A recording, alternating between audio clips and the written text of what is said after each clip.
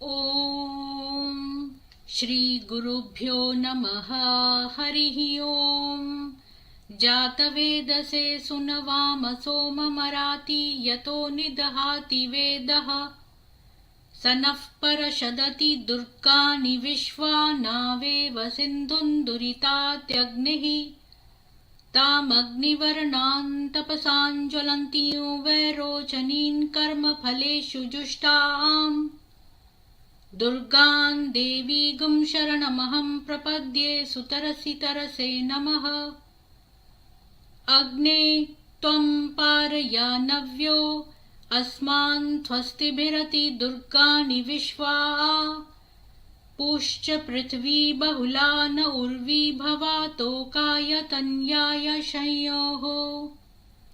विश्वानि no दुर्गः जातवेदसिन्धुन्ननावा दुरितातिपरशि। अग्ने अत्रिवन्मनसा गृणानोऽस्माकं बोध्यविता तनूनाम्। पृतनाजितगुं सहमानमुग्रमग्निगुं हुवेमा परमात् सदस्थात्। स नः परषदति दुर्गानि विश्वा क्षामद्देवो अतिदुरितात्यग्निः। प्रत्नोषिकमीड्यो अध्वरेषु सनाच्च होता नव्यश्च सत्सि। स्वाञ्चा अग्ने तनुवं पिप्रयस्वास्मभ्यञ्च सौभगमायजस्व। गोभिर्जुष्टमयुजो निषिक्तन्तवेन्द्र विष्णोरनुसञ्चरेमा। नाकस्य पृष्ठमभि संवसानो वैष्णवील्लोक इहामादयन्ताम्। कात्यायनाय विद्महे कन्याकुमारी धीमहि तन्नो दुर्गिः प्रचोदयात्।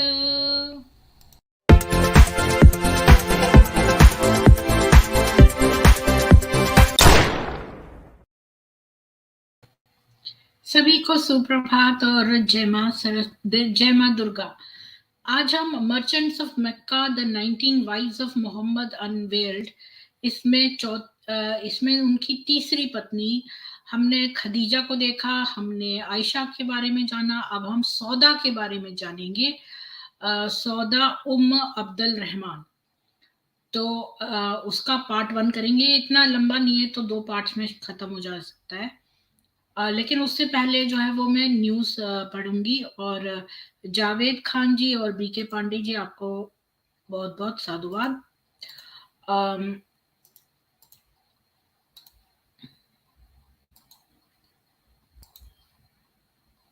तो पहली न्यूज़ शेयर करती हूँ। यूपी के औरैया में घर की खुदाई में मुगलों का खजाना मिलने का दावा।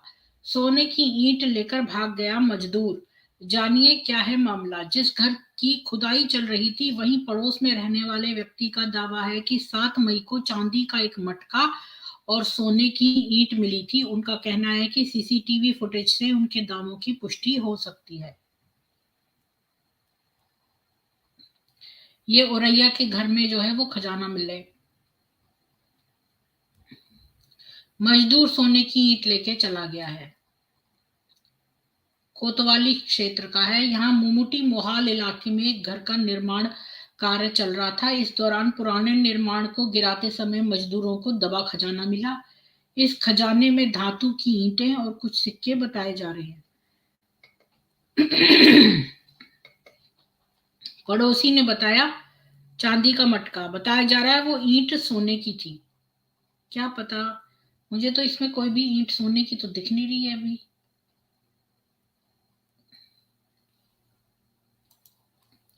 अगली न्यूज है। महिलाओं के बीच में बैठ गया दाढ़ी वाला सवाद और करने लगा हस्त मैथुन।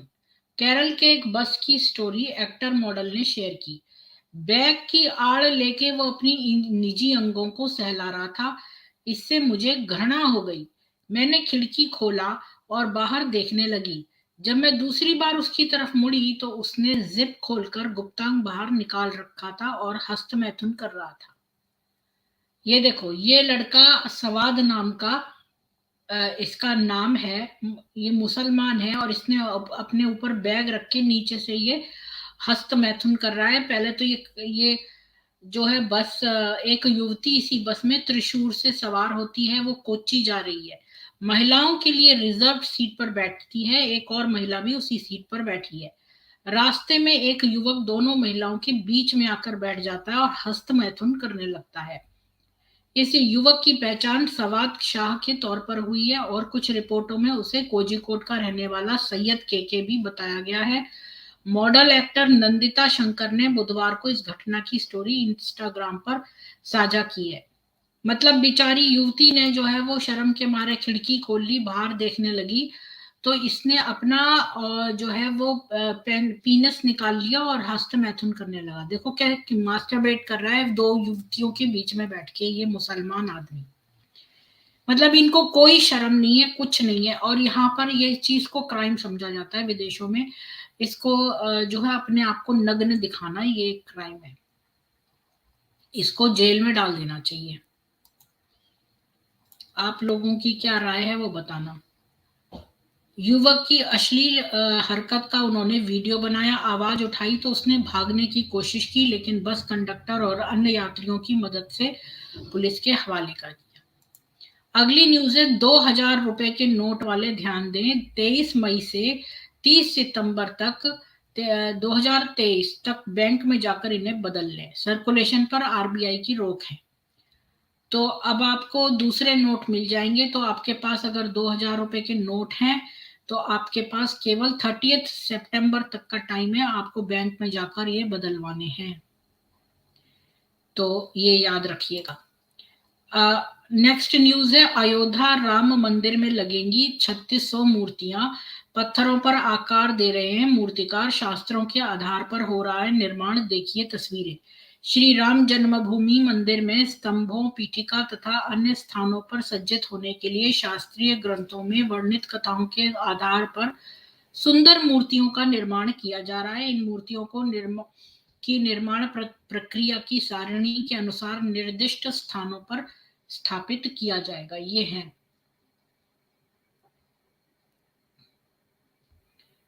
ये मूर्तियां बन रही हैं।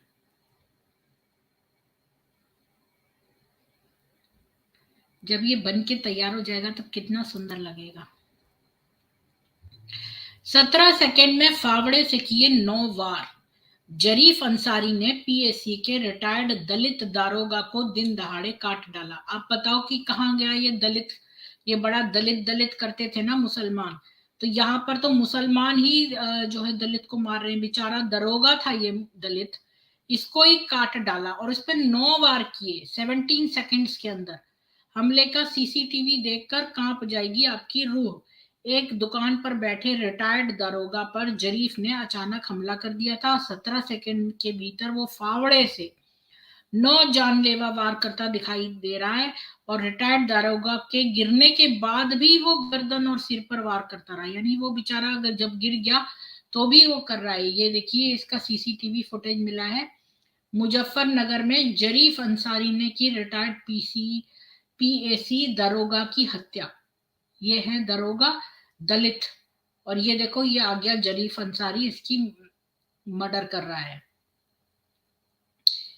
दारोगा जो है गरीब दास, उस पर फावड़े से ताबड़तोड़ वार करते देखा जा सकता है। ये दिल दहलाने वाला सीसीटीवी है। वो जरीफ अंसारी तब तक हमला करता है जब तक गरीब दास लहूलुहान होकर गिर नहीं पड़ते, और जब वो गिर जाता है तब भी वो गर्दन और सिर पर वार करता रहता है। अगली न्यूज है, 4 मुस्लिम युवक 13 साल की लड़की से चलती कार में कर रहे थे रेप। अब देखो यही तो लो बात है, ये 13 साल की लड़की, इतनी छोटी लड़की से असम पुलिस की पेट्रोलिंग पार्टी ने पकड़ा। इंस्टाग्राम पर रुबेल रहमान से हुई पीड़िता की दोस्ती। देखो इंस्टाग्राम पर इसने दोस्ती कर ली, वहां बुला लिया होगा बच्ची को, और 4 मुसलमानों लड़कों ने इसका रेप करा है। आरोपितों की उम्र 19 से 24 साल के बीच है। सभी धुबरी जिले के रहने वाले हैं। रुबेल और इमरान स्टूडेंट हैं। मोमिनुर ड्राइवर है और अनवर कुछ नहीं करता। पूछताछ के दौरान पता चला कि रुबेल पीड़िता को पहले से जानता था। कुछ महीने पहले ही सोशल मीडिया प्लेटफॉर्म इंस्टाग्राम पर दोस्ती हुई थी। देखो, कुछ महीने पहले दोस्ती हुई तो दोस्तों में बांटने ले आया गैंग रेप करने। तो ये जो आप केरला स्टोरी देखते हो, तो वो जो लड़की थी ना, जो क्रिश्चियन बनी थी, कैथोलिक, जो उसके साथ हुआ था, वो जो गैंग रेप, ये लोग गैंग रेप करते हैं। इनसे तो इंस्टाग्राम वगैरह पे दोस्ती करना, ये वो। और देखो, ये लड़के जो है ना, इनकी कोई दाढ़ी वाड़ी नहीं है, ये तो मूंछे ही रखे हैं। ये मत सोचो कि ये लोग मूंछे नहीं रखते हैं, देखो मूंछे भी रखते हैं। ये लोग हर तरीका इस्तेमाल करते हैं हिंदू लड़कियों के साथ ये करने का। असम में 13 साल की लड़की से चलती कार में गैंग रेप की घटना आई है। आरोपितों की पहचान रुबेल रहमान, इमरान हुसैन, अनवर हुसैन और मोमिनुर रहमान के तौर पर हुई है। शक के आधार पर उसको पकड़ा था और उसकी इंस्टाग्राम पे दोस्ती हुई थी।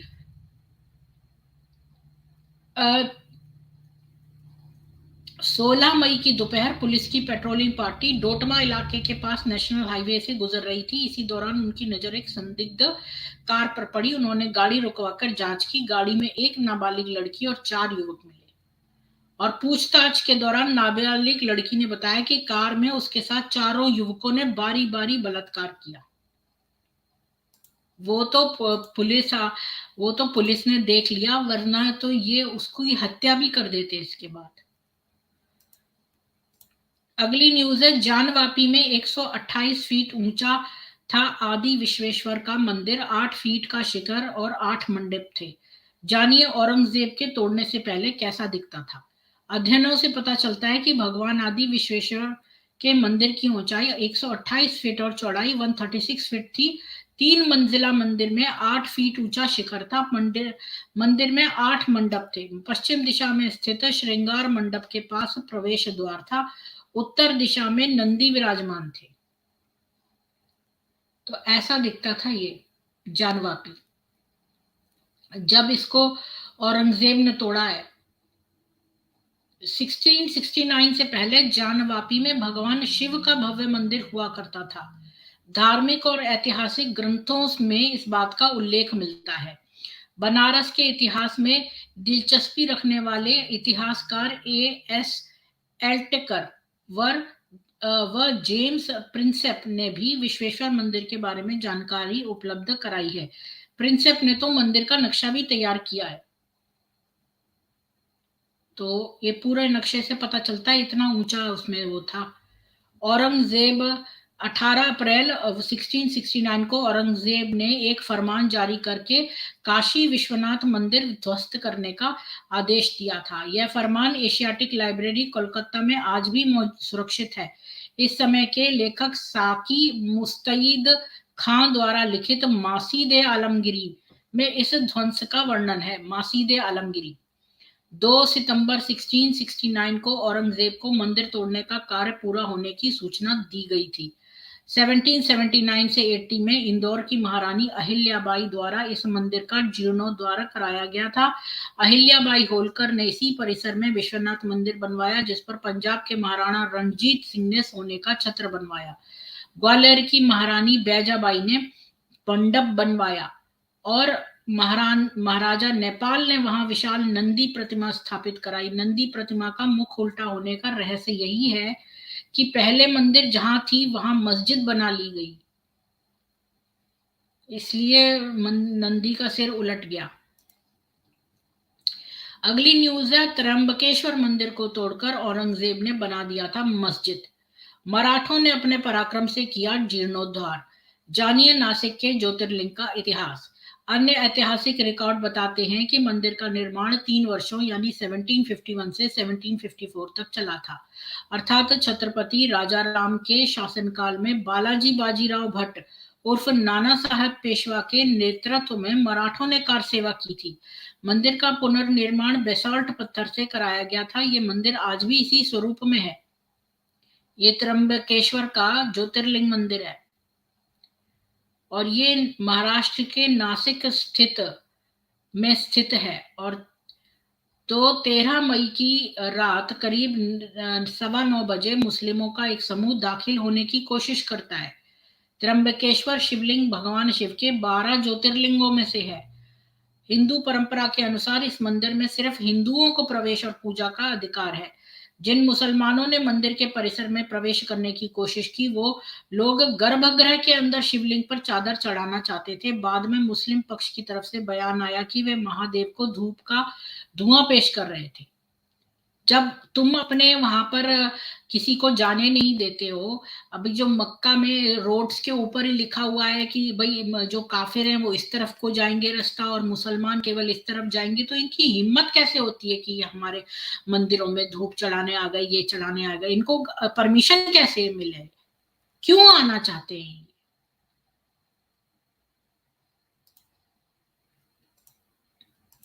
अगली न्यूज है, दूसरे राज्यों के 63 बच्चों को ट्रक में लादकर भेजा जा रहा था महाराष्ट्र के मदरसे।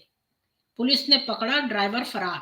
पुलिस ने कहा कि मामले की विस्तृत जांच की जाएगी और छात्रों को राज्य बाल कल्याण संघ द्वारा गठित समिति के समक्ष पेश किया जाएगा। कुछ मीडिया संगठनों का दावा है कि कुल 69 नाबालिग मुस्लिम लड़के थे, जबकि अन्य ने कहा 63 नाबालिग मुस्लिम छात्रों को हिरासत में लिया गया है। ये देखो, छोटे छोटे लड़के हैं, ये नाबालिग हैं, इनको भर के भेज रहे थे।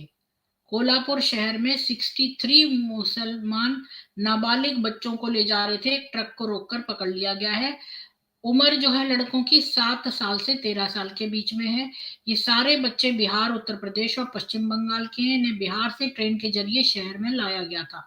जानकारी के अनुसार इन लड़कों को तालीम के लिए कोल्हापुर जिले के अजरा स्थित एक मदरसे में भेजा जा रहा था। ये घटना तब सामने आई जब एक हिंदू संगठन के सदस्य विजेंद्र माने ने शहर के रुईकर कॉलोनी में ट्रक को देखकर संदेह जताया। ट्रक चालक से पूछने पर वह मौके से फरार हो गए। इसके बाद माने का शक और गहरा हो गया। तो हिंदू संगठन के लोगों ने इस मामले में पुलिस से कड़ी कार्रवाई की मांग की है। पुलिस ने बच्चों को हिरासत में ले लिया और कुछ अज्ञात व्यक्तियों द्वारा उन्हें सौंपे गए ट्रेन टिकटों की जांच की है। पूछताछ के दौरान नाबालिग लड़कों ने खुलासा किया कि उनमें से कुछ बिहार के, कुछ उत्तर प्रदेश के और कुछ पश्चिम बंगाल के हैं। तो ये बच्चे कौन है, कोल्हापुर क्यों आए हैं, क्या उन्हें मजबूर किया गया था? ये सब बातें जो है चिंता का विषय है, क्योंकि मस्जिद में तो सभी लोग जानते हैं कि यौन शोषण होता है, तो इतनी भारी मात्रा में छोटे छोटे लड़कों का यौन शोषण करने के लिए उनको ले जा रहे हैं कि क्या चक्कर है? चाइल्ड ट्रैफिकिंग कर रहे हैं, क्या है? अगली न्यूज है, ये बिहार है। एक सरकारी स्कूल गुंडों के डर से हो गया बंद। 200 छात्रों की पढ़ाई प्रभावित, रंगदारी नहीं मिलने पर नरसंहार की दे रहे थे धमकी। सरकारी स्कूल के प्रिंसिपल के अनुसार स्थानीय बाहुबली और उनके गुर्गे रंगदारी मांगते हैं। रंगदारी नहीं देने पर शिक्षकों को स्कूल से बाहर फेंकने और नरसंहार की धमकी देते हैं। ये राजकीय मुनीराम खेतान मध्य विद्यालय है और इसमें जो है ये बंद हो गया है क्योंकि ये लोग रंगदारी मांग रहे हैं। अच्छा, रंगदारी क्या होती है मुझे नहीं पता। ये भागलपुर के नाथनगर थाना क्षेत्र का मामला है। वार्ड नंबर 8 में मुनीराम खेतान नाम का सरकारी स्कूल है। तो प्रिंसिपल ने इलाके के विक्रांत कुमार उर्फ पूरन शाह को बाहुबली बताते हुए स्कूल चलाने में बाधा डालने का आरोप लगाया है और स्कूल खुलने पर नरसंहार की धमकी दी है। तो इन्होंने भाई स्कूल बंद कर दिया। तो भाई राज्य जो अगर जो गवर्नमेंट है, वो हमारे वेदों में लिखा है कि गवर्नमेंट जो है वो टैक्स लेती है। तो जब प्रजा से टैक्स लिया जाता है तो प्रजा की सुरक्षा के लिए ही तो लिया जाता है। जब राजा का कर्तव्य है कि जब वो टैक्स लेता है, कर लेता है, तो वो प्रजा को सुरक्षा प्रदान करे। तो आजकल के जमाने में राजा जो है वो प्रधानमंत्री है, तो ये प्रधानमंत्री का कर्तव्य है कि हर राज्य में जो है वो सुरक्षा मेंटेन हो, जो वहां का सीएम है या जो भी है, तो उनका कर्तव्य है, क्योंकि वो टैक्स लेते हैं सिटीजन से, तो उनकी सुरक्षा करवानी चाहिए। अगली न्यूज है, इस साल का 28 मई खास, वीर सावरकर की होगी जयंती। तो याद रखिएगा, 28 मई को वीर सावरकर की जयंती है। राष्ट्र को नया संसद भवन समर्पित करेंगे पीएम मोदी। जानिए इसके बारे में सब कुछ। नए भवन में लोकसभा के 888 और राज्यसभा के 384 सदस्यों की व्यवस्था है। लोकसभा चेंबर में ही दोनों सदनों का संयुक्त सत्र भी होगा। नए संसद भवन में अत्याधुनिक तकनीक वाले उपकरण लगाए गए हैं। इसके साथ यहाँ सुरक्षा में तैनात मार्शलों की ड्रेस भी अब दूसरी होगी।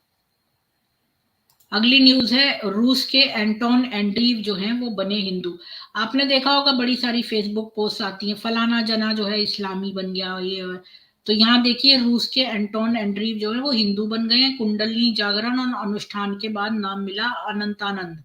काशी के इस मठ में 80 देशों के 15,000 लोग ले चुके हैं दीक्षा।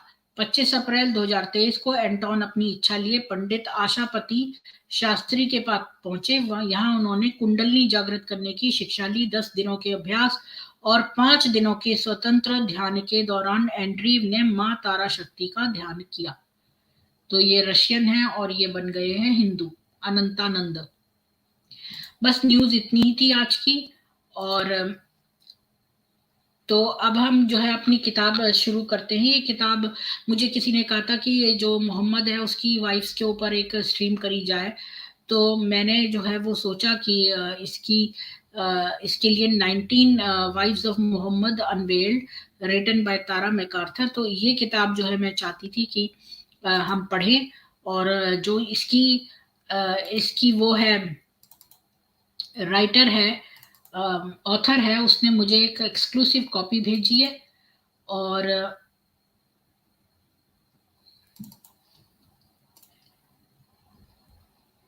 कुछ चीजें उसको अपडेट करनी थी, पर मैंने कहा नहीं, मतलब मैं तो अभी से ही पढ़ना चाहती हूँ इस किताब को और अपने ऑडियंस को पढ़ाना चाहती हूँ हिंदी में। तो ये वो किताब है और ये है वो किताब, merchants of Mecca unveiled the 19 wives of Muhammad. और हमने सबसे पहले इसमें देखा कि अरब में खुजा नाम की जो जनजाति थी उसने जो है वो टेक ओवर कर लिया जो मक्का में मंदिर था, जो जिसका आधिपत्य मंदिर के ऊपर था वही असली जो है मक्का उसके कंट्रोल में थी। तो खुजा नाम की जनजाति को कुरैश नाम की कबीले ने डिफीट कर दिया और मक्का पर अपना आधिपत्य कर लिया। और हमने ये देखा कि खदीजा नाम की जो युवती थी वो उसका बाप तो नशैलची था, लेकिन उसकी माँ जो थी वो बहुत ही आधुनिक कबीले से आती थी और इसलिए वो वहां पर विमेन अपना हस्बैंड खुद चूज करती थी।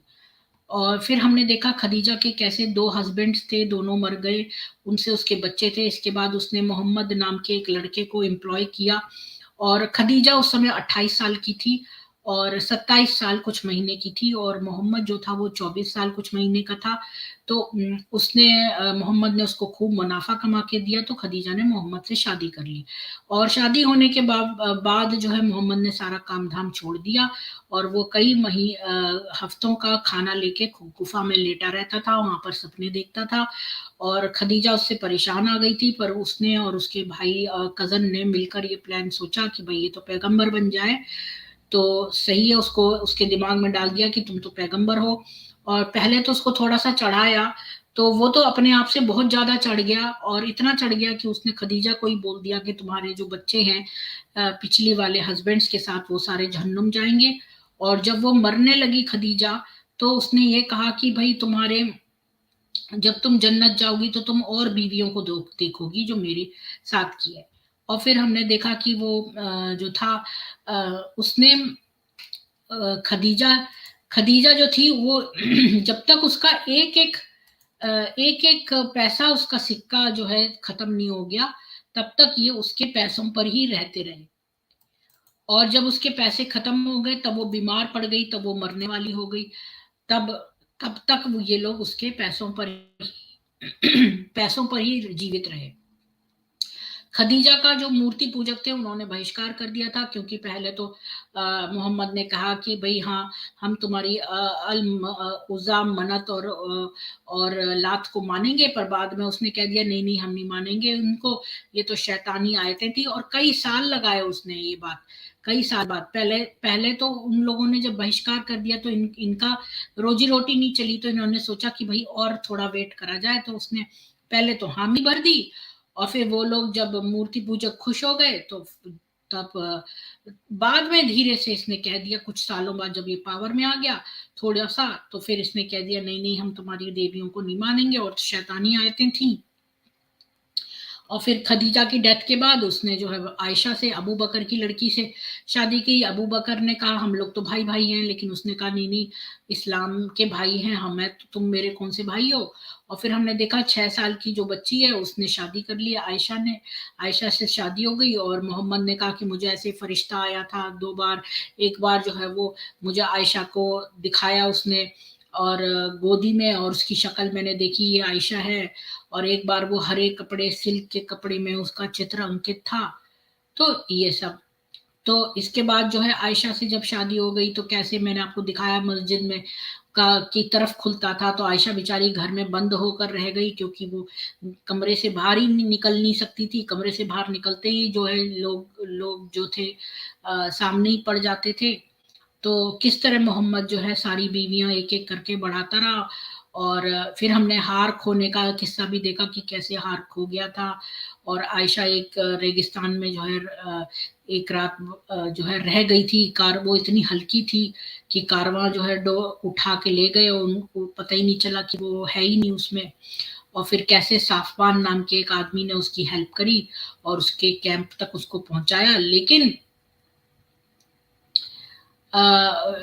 जो है फिर उसने मोहम्मद ने साफवान को भी मरवा दिया। और फिर हमने देखा डोमेस्टिक वायलेंस में भी मोहम्मद ने आयशा को मारा था। और मोहम्मद के पास केसेस आते थे विमेन के डोमेस्टिक वायलेंस के, तो वो कुछ नहीं कहता था। इनफैक्ट उसने तो एक ये भी आयत दी थी कि कोई कितना भी मारे तो उस आदमी से पूछो ही मत। और उसने इसके अलावा विमेन को, आयशा ने खुद कहा कि विमेन को जो है उसने कुत्तों और गधों के बराबर कर दिया है। और एफजीएम के बारे में भी हमने देखा, और कलह के बारे में, एफजीएम के बारे में, तो हम ये सब कुछ कवर कर चुके हैं। और अब जो है हम उसकी तीसरी बीवी पे आते हैं जो कि है सौदा। और हमने ये भी देखा था कि उमर ने एक छोटी लड़की का से, जब वो 57 ईयर्स का था, तो वो 3 साल की बेटी के साथ शादी करना चाहता था, लेकिन आयशा ने उसको 10 साल की लड़की से शादी उसकी 3 साल से नहीं करी, क्योंकि वो जानती थी उमर जो है गुस्सैल आदमी था, और वो बच्चे बच्चे तो कुछ ना कुछ शरारत करते हैं, छोटे बच्चे होते हैं, तो वो कोई ना कोई उसको मार देता जान से। तो इसलिए उसने पर 10 साल की भी बच्ची छोटी होती है। और फिर हमने ये देखा कि कैसे जो है वो मोहम्मद मर गया जब, तब कैसे अबू बकर बना खलीफा, और उसके बाद कौन बना, उस्मान बना। उस्मान के मरने के बाद जो है वो अली बन गया, और अली और इसमें आयशा में बनती नहीं थी। और शिया सुन्नी का कई लोग कहते हैं कि भेद भी यहीं से स्टार्ट हुआ था। और फिर उसके बाद हाँ, और हमने ये सारा डिटेल में, बहुत डिटेल में देखा था लास्ट टाइम। मैंने आपको थोड़ा सा फिर से ब्रश अप कर दिया है सारा, चीजें तो मैं बता नहीं सकती इतने कम टाइम में। तो कैसे भ्रष्टाचार था वहां पर, और बाद में जब ये थी आयशा, ये बिल्कुल ही फ्री हो गई थी, ये किसी से बिना पूछे ही हज पर चली जाती थी, इसको कोई भी वो नहीं था।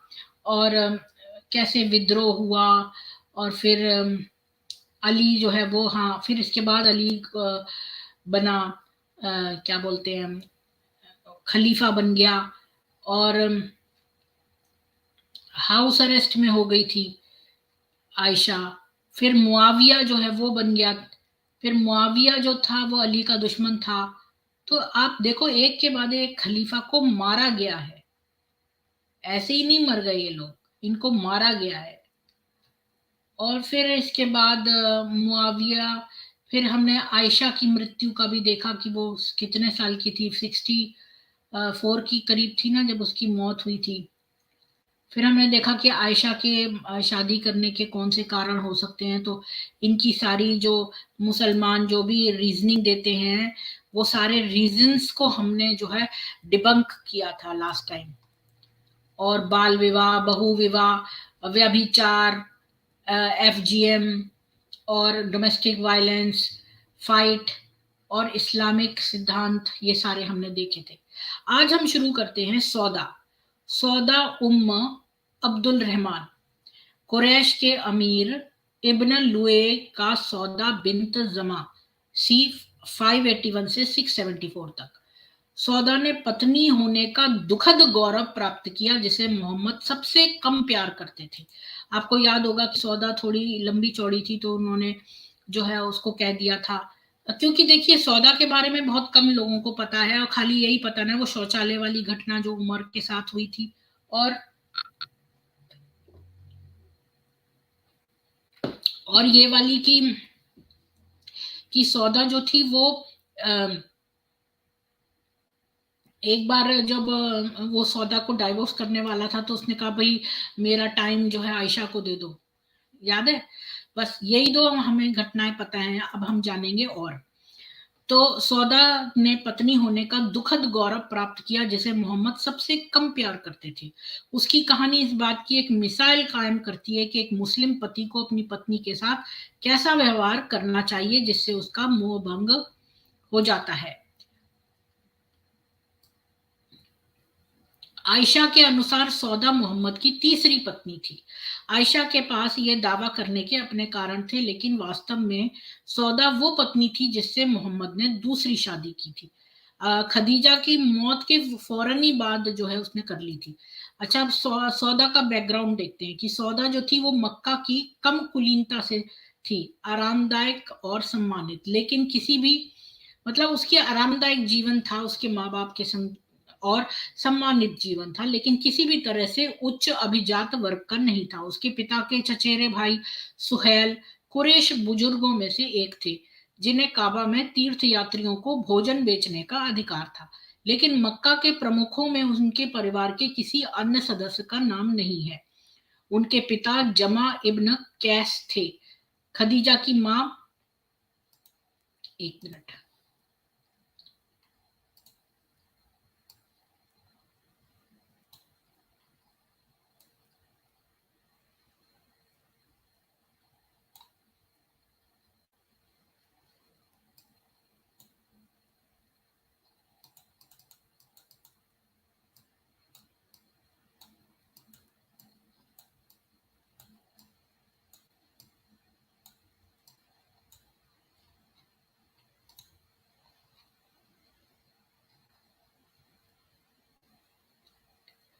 उसके फादर जो थे, उसके कजन सुहेल, वो सबसे बड़े वो कुरैश के बुजुर्गों में से एक थे, जो कि भोजन बेचने का उनको वो था, तीर्थ यात्रियों को जो काबा जाने वाले थे, हज यात्रियों को। पर और कोई मेंबर उनका चीफ नहीं बना मक्का का। उसका पिता जो था जमा इब्न कैस, वो उसी कबीले का था जिससे खदीजा की माँ थी। आपको याद होगा कि खदीजा की माँ जो थी ना, वो एक बहुत ही ऐसे कबीले से थी जो कि बड़ा फॉरवर्ड था। अमीर इब्न लोए उसका कबीला। सौदा की मां का नाम था शमस बिन्त कैस, वो मदीना से थी और वो खजराज ट्राइब से थी, खजराज कबीले से थी, और पहली कजन थी मोहम्मद के ग्रैंडफादर की। मदीना की जो महिलाएं थी वो काफी फॉरवर्ड होती थी, और मक्की, जैसे कि मक्की और मदनी आयतें है ना, ऐसी मक्की और मदनी महिलाएं भी थी।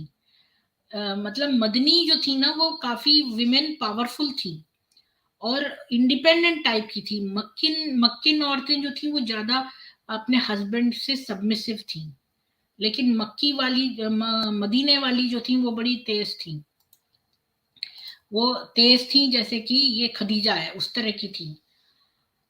और मदीना की महिलाएं मक्का की तुलना में कहीं अधिक स्वतंत्र और कम विनम्र थी। संभवतः शहर पर यहूदी प्रभाव का एक संकेत मिलता है। सौदा का बचपन 581 सी से 590 तक। सौदा की जन्म तिथि दर्ज नहीं है, लेकिन परिस्थिति जन्य साक्ष्य बताते हैं कि ये 580 के दशक की शुरुआत में था। सौदा शब्द का अर्थ काला होता है, जिससे पता चलता है कि उसका रंग सांवला था। आयशा का कहना है कि सौदा अन्य महिलाओं की तुलना में काफी लंबी और मोटी महिला थी। सौदा जो पहले से ही अधेड़ उम्र में, जब आयशा उसे जानती थी तो शायद वो अपनी युवावस्था में मोटापे से ग्रस्त नहीं रही होगी, लेकिन वो कभी सुंदर नहीं थी। क्योंकि देखिए, जब आयशा आई तब तब उसने सौदा को देखा ना। तब तब तक तो वो बड़ी हो गई थी ना सौदा। तो तब वो मोटी हो गई, पर बचपन से वो कोई मोटी नहीं थी, लेकिन वो कोई खास सुंदर नहीं थी सौदा। तो हाँ, लेकिन उसका रंग सांवला था। और she had at least two brothers, उसके दो भाई थे, जिनका की उल्लेख मिलता है। एटलीस्ट दो तो थे ही, अब्द और मलिक। ये दो भाई थे सौदा के। और उनके जो माँ बाप थे, उनके पुराने विचार होते थे, मतलब आधुनिक विचार नहीं थे, जो आधुनिक मक्का के मानदंडों के अनुसार महिलाओं को असामान्य अधिकार और स्वतंत्रता देते थे। इसलिए सौदा के बचपन की मुख्य बात सजा का डर या अंध समर्पण का गुण नहीं रहा होगा, बल्कि पारस्परिक सहायता और विचार की आवश्यकता की व्यवहारिक समझ रही होगी। तो ये बात मुझे समझ नहीं आई कि वो अगर, अच्छा, मतलब जो मक्का के मॉडर्न लोग थे, उनसे ज्यादा ये लोग अपने बच्चों को अधिकार देते थे, सौदा के माँ बाप। तो इसलिए सौदा जो थी ना, वो उसके माँ बाप विमेन को अच्छा अच्छा अधिकार देते थे।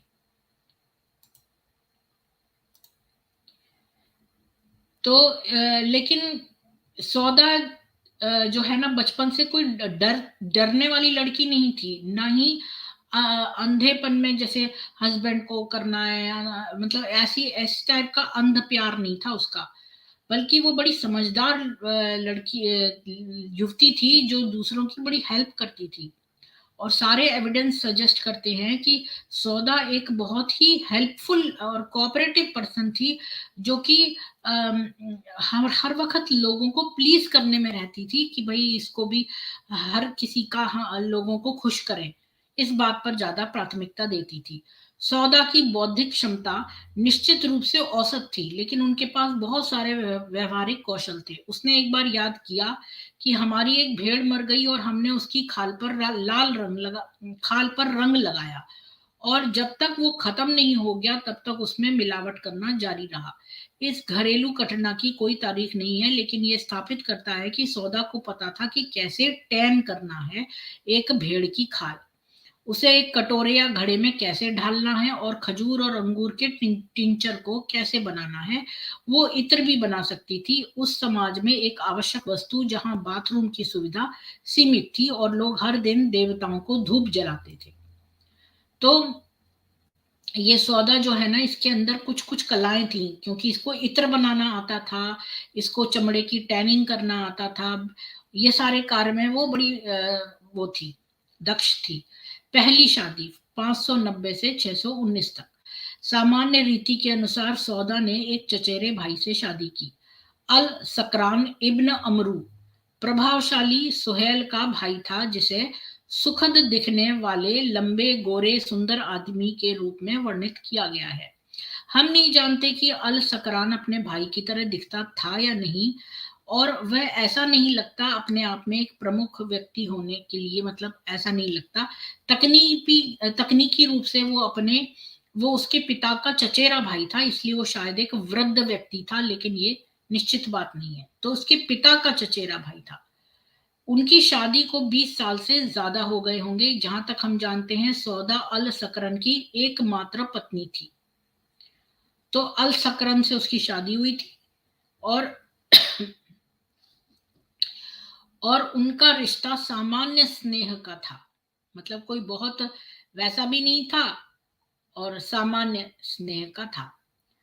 तो मैं आप लोगों को उसका, सौदा का अब एक चार्ट दिखा रही हूँ, उसकी फैमिली ट्री। जैसा कि हमने खदीजा का देखा, आयशा का देखा, खदीजा के सारे हस्बैंड्स के साथ देखा, अब हम देखते हैं सौदा का। सॉरी, ये क्या निकल आया, Okay.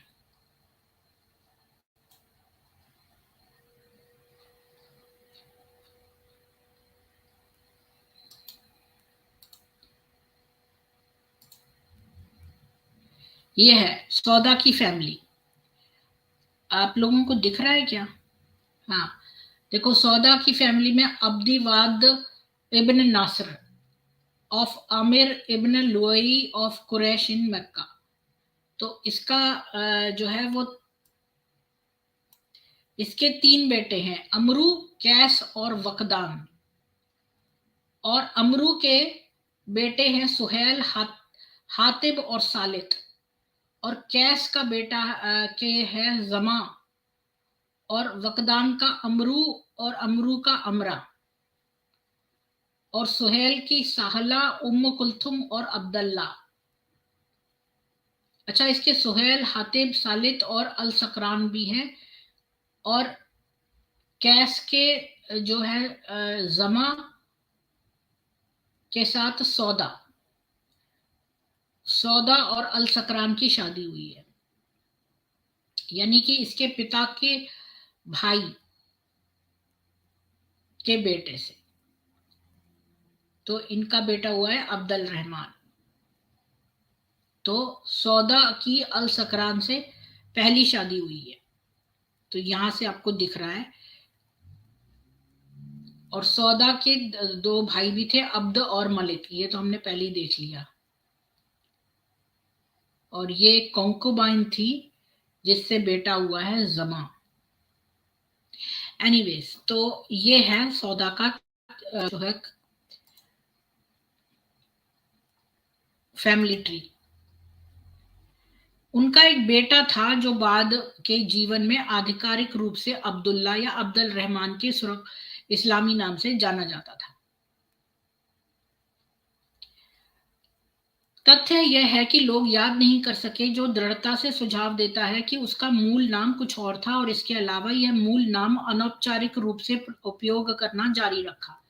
यह शर्मनाक मूर्ति पूजक नाम शायद उनके परदादा के नाम पर अब्द शाम्स था, या उनके पिता के बाद अब्दविद था। तो ये मूर्ति पूजकों के नाम होते थे। तो ये मैं देखूं अब्द शाम्स कहाँ पे लिखा है। हाँ, अब्द शाम्स यही तो है।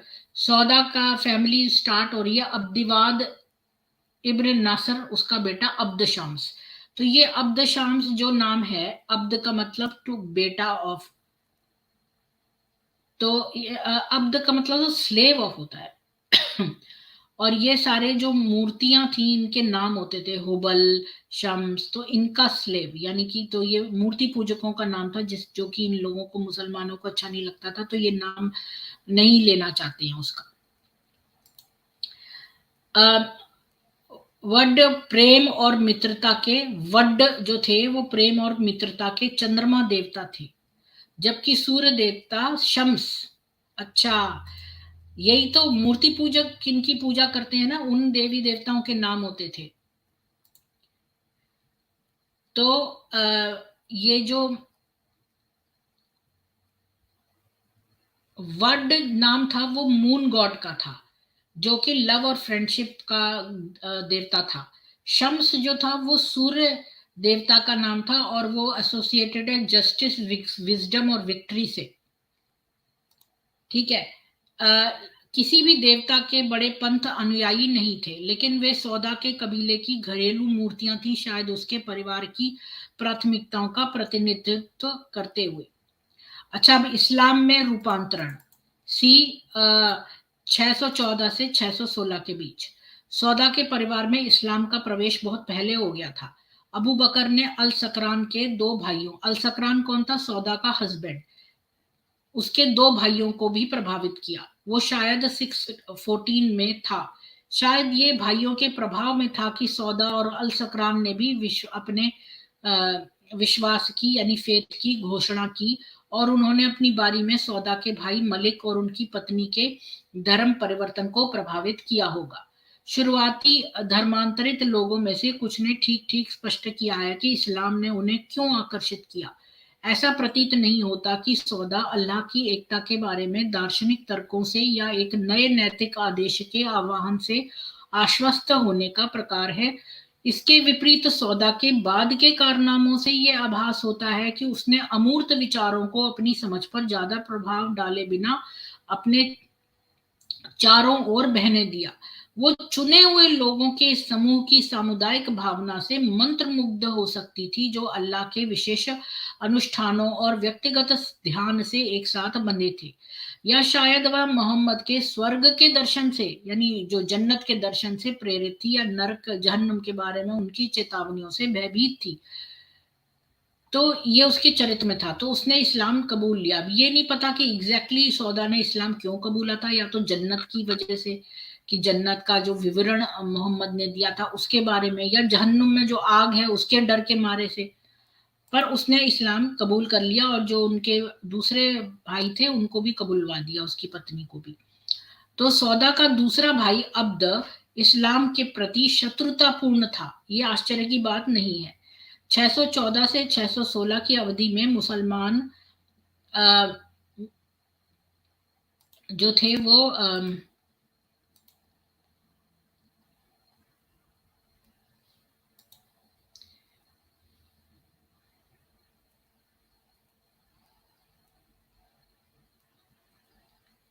वर कॉन्स्टेंटली एसोसिएटेड विद ट्रबल। वो मतलब उनके साथ कुछ ना कुछ मुसीबतें लगी ही रहती थी, मुसलमानों के साथ उपद्रव लगा ही रहता था। और लोग उनको रेफर करते थे मोहम्मद लाउट्स। जो भी इस्लाम के लोग होते थे उनको वहां के मूर्ति पूजक लोग बोलते थे कि ये मोहम्मद के लाउट्स हैं, मोहम्मद के हाथ है, मतलब इस तरह। शायद अब्द को इस बात पर भ्रम हो गया था कि उसके भाई बहन ऐसे पतित लोगों के साथ क्यों जुड़ेंगे। अल सकरान के भाई सुहेल ने स्पष्ट रूप से इसी तरह के विचार रखे, जिसने उनके तीनों बच्चों को इस्लाम में परिवर्तित होने से नहीं रोका। हालांकि सौदा के पिता जमा ने इस मामले पर कोई मजबूत भावना, कोई अपना स्ट्रॉन्ग ओपिनियन व्यक्त नहीं किया। शायद उन्होंने माना कि मुसलमान विभिन्न प्रकार के होते हैं। सौदा खुद कभी भी किसी भी तरह की परेशानी में शामिल नहीं थी, और कई पेगन समूह द्वारा व्यक्तियों को न्याय न करने के बारे में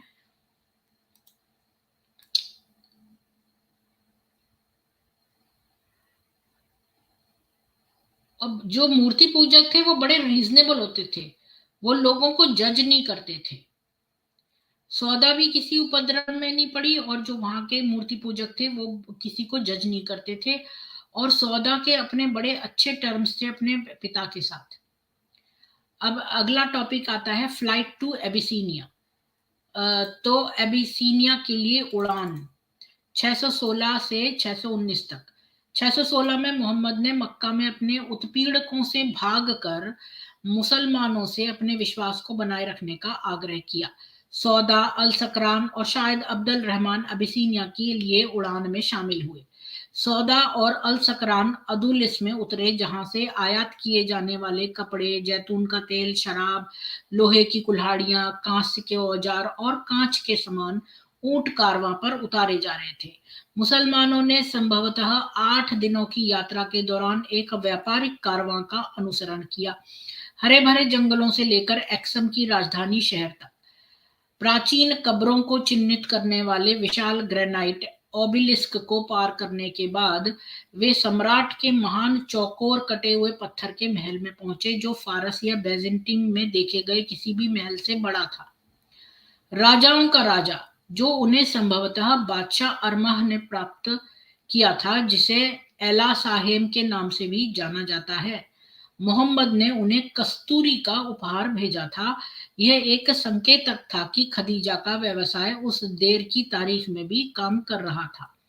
सम्राट, जिसकी धार्मिकता के लिए प्रशंसा की गई थी, शरण चाहने वालों को अपनी सुरक्षा का वादा किया और सुदूर उत्तर में पहाड़ी टाइग्रे क्षेत्र में बसाया। तो अब यहाँ से चले गए थे मक्का छोड़कर, तो वहां का जो सम्राट था उसने बड़ी अच्छी शरण दे दी मोहम्मद को, साथियों को, और मुसलमानों ने अपने नए गांव को नेगाश कहा। वहां लकड़ी, पाइन, जूनिपर्स, गूलर और विभिन्न फलों के पेड़ बहुत थे, इसलिए उन्होंने खुद को छप्पर वाली छतों के साथ गोल या चौकोर झोपड़ियां बना ली होंगी। तो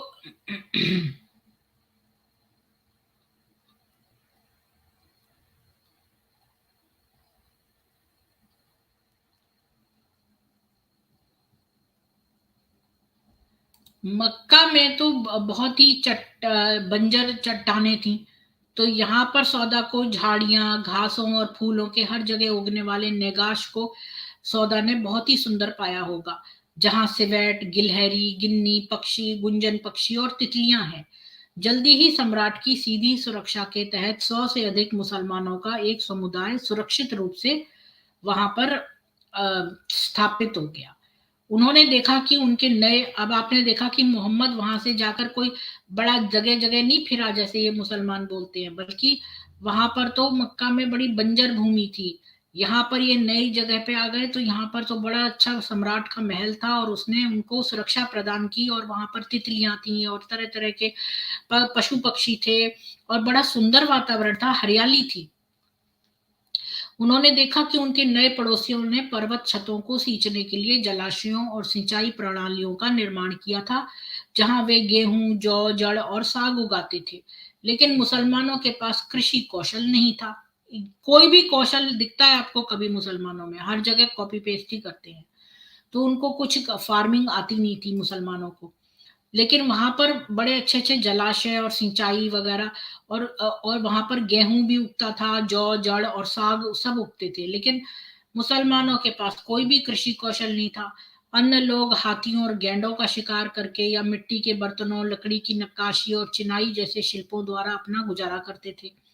हालांकि ये कृषि या शिल्प की बजाय व्यापार था जिसने अबिसीनिया की संपत्ति का निर्माण किया था। निर्यात में हाथी दांत, गैंडे के सींग, कछुआ शामिल थे।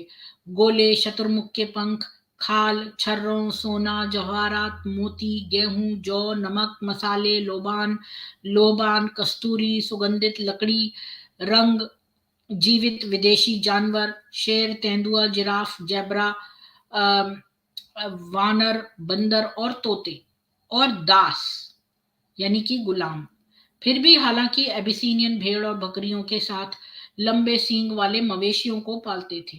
चमड़े को इतना अधिक बेशकीमती बनाया गया था कि मांग अभी भी आपूर्ति से अधिक थी, यानी सप्लाई चेन में डिमांड बहुत थी। सौदा और उसके दोस्तों ने आला को पहचान लिया। वे चमड़े का कारखाना स्थापित करने, खाल खरीदने और संसाधित करने में सक्षम थे और अपने चमड़े को अबिसीनिया के व्यापारियों को बेच देते थे। सौदा और अल सकरम को जल्दी ही पर्याप्त जीवन सुरक्षा और एक अच्छा बाजार मिल गया। जबकि मक्का में मुस्लिम दासों को सताया जा रहा था और हाशिम को पहाड़ की घाटियों में अवरुद्ध किया जा रहा था, अबिसीनिया में मुस्लिम समुदाय आराम से रह रहा था और बड़ी अच्छी सुरक्षा और सबसे अच्छी स्थिति में, उसके लिए कोई भी उत्पीड़न नहीं था। तो ऐसा नहीं है कि मोहम्मद वहां से निकल गया तो बड़ी जगह भटक के बड़ा परेशान हो रहा है, बल्कि मक्का से अच्छी जगह पे पहुंच गया एबिसीनिया में, जहां पे हरियाली थी और बहुत तरह के जानवर, और वहां के सम्राट ने उन लोगों को सुरक्षा प्रदान की थी।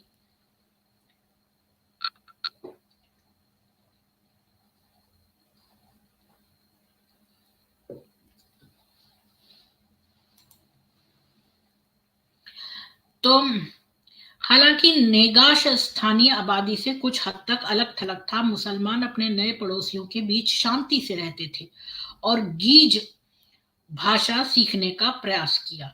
उनके एक कवि ने संदेश वापस भेजा, ए अल्लाह के बंदो, मक्का में बहुत तंग, गाली दी गई और परेशान, तुम्हारे दोस्तों ने एक मुल्क आजाद पाया है जहां हम उपहास से सुरक्षित हैं। तो हाँ, यहाँ हमारे साथ जुड़े, शर्म, घातक अपमान और दोष से बचो।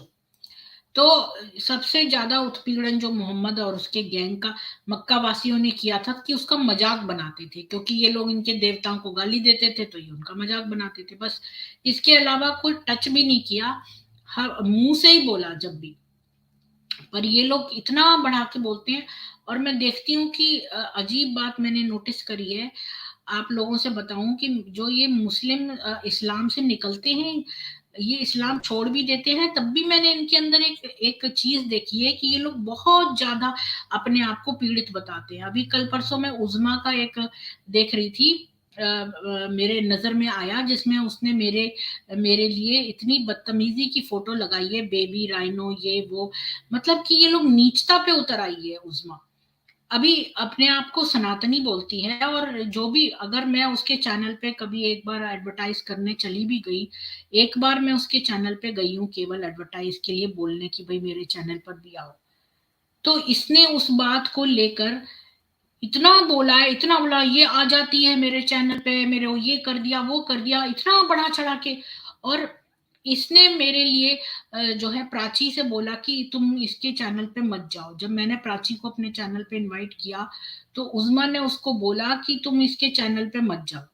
मतलब कि मेरे मेरे लिए इसने इतनी बुरी बातें कही, पर आज तक मैंने उज़्मा के लिए कभी नहीं बोला कि तुम मेरे, कोई इसके चैनल पे ना जाए, या उसके लिए कभी भी कुछ नहीं कहा। पर मैं आपको एक मेंटालिटी बता रही हूँ कि जो इस्लाम छोड़ते हैं तब भी उनके अंदर मेंटालिटी वही रहती है, कि ये मुसलमानों में जनरली है कि उनको, अगर मैं उसके चैनल पे एक बार एडवर्टाइज कर दिया तो क्या ये मैंने बहुत बड़ा क्राइम कर दिया है? उसने इस बात को इतना ज्यादा, उसके पास मेरे लिए कुछ भी नहीं है कहने को। मैंने कभी उस किसी व्यक्ति को परेशान नहीं किया, न किसी आत्मा को दुखाया है, लेकिन उसने मेरे ऊपर वीडियो बना बनाकर और ये इतना ज्यादा बोला है कि ये ऐसी है प्रीति, और ये मेरे चैनल पे आ जाती थी अपना एडवर्टाइज करने, ये करने वो करने। मतलब मैंने ऐसा कौन सा पाप कर दिया है जो इतना ज्यादा वो बोल रही है, जबकि उसने उल्टा मेरे लिए जगह जगह फैलाया कि भाई प्रीति के चैनल पे मत जाओ, प्रीति के चैनल पे मत जाओ। मैंने तो आज तक किसी को नहीं बताया।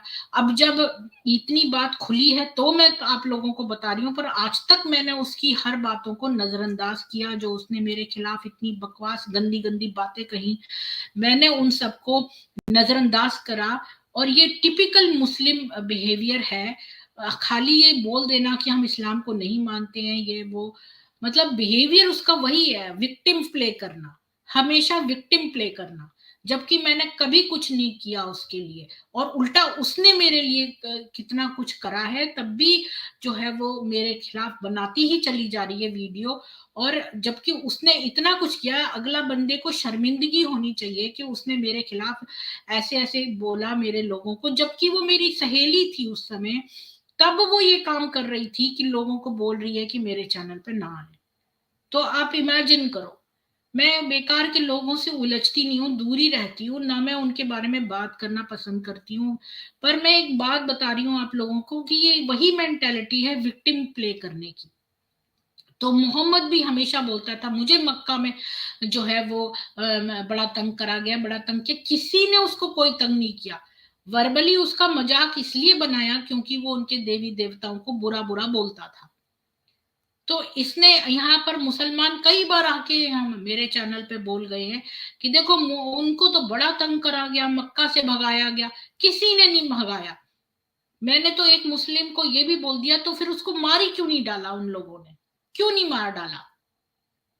13 साल तक वहां मुफ्त की रोटी तोड़ता रहा ये मोहम्मद, कभी किसी ने कुछ नहीं करा उसको, खुद अपने विचार से वो मक्का छोड़कर गया।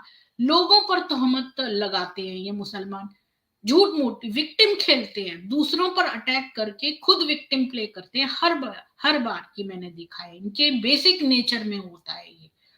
आप देखना ध्यान से, जो लोग छोड़ चुके हैं वो भी यही काम करते हैं। तो अब यहाँ पर इसने कविता लिखी कि भाई देखो अब हम उपहास से सुरक्षित है, इस जगह आ गए हैं। निर्वासन में केवल 20 महिलाएं थी, ठीक है, जो अबिसीनिया गई थी, और उनमें से अधिकांश या तो कुलीन महिलाएं थीं या उनके नौकर थे। अबिसीनिया में समाज के मध्यम वर्ग का प्रतिनिधित्व मुख्य रूप से धर्मांतरित पुरुष करते थे। इनमें से भी सभी पुरुष अविवाहित नहीं थे, कुछ ने जानबूझकर अपने परिवारों को मक्का में छोड़ दिया था। इसके विपरीत अमीर इब्न लोए के 13 प्रवासियों में 4 महिलाएं शामिल थीं। सौदा के कबीले के वैकल्पिक विश्व दृष्टिकोण ने उन्हें अबिसीनिया में भी अन्य कुरैश से अलग कर दिया था, क्योंकि सौदा जो थी ना वो पूरे वर्ल्ड के लिए सोचती थी। सौदा का कबीला जो था वो, ये क्या बोल रहे हो आप? मैं कराया किसके चैनल पे?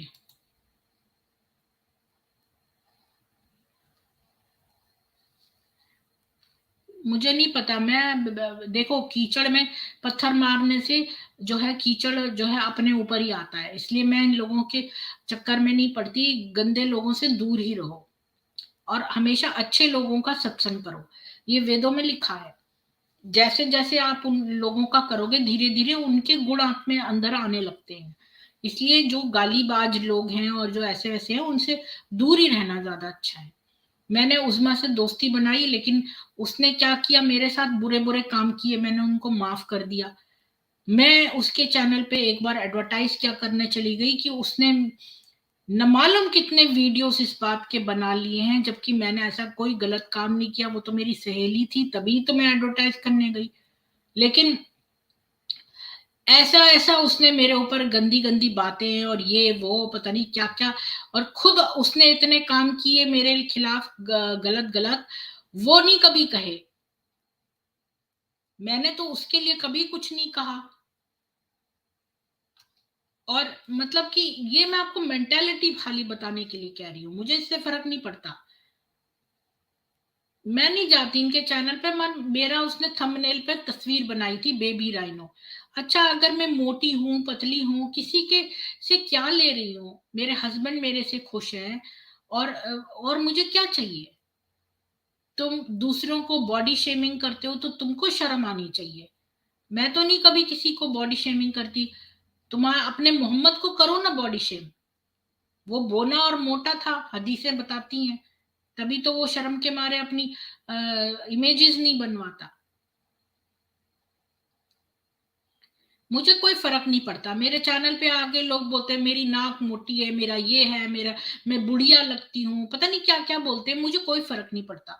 मैं कोई ऐसी नहीं हूँ जो जरा सी बात में रोने लग जाऊं और हाँ ये वो। ऐसी मैं कोई टीनेजर नहीं हूँ। मुझे कोई फर्क नहीं पड़ता। तुम्हें जो भी मैं हूँ। अगर मैं मोटी भी हूं तो हूं, अगर मैं पतली भी हूं तो हूं, अगर मैं बूढ़ी भी लगती हूँ तो लगती हूँ, मैं कुछ भी करती हूँ तो मैं एक मनुष्य हूँ बस। खैर, तो मोहम्मद पे आते हैं। तो ये जो थी एबिसीनिया, ये इसका एक विश्व दृष्टिकोण था।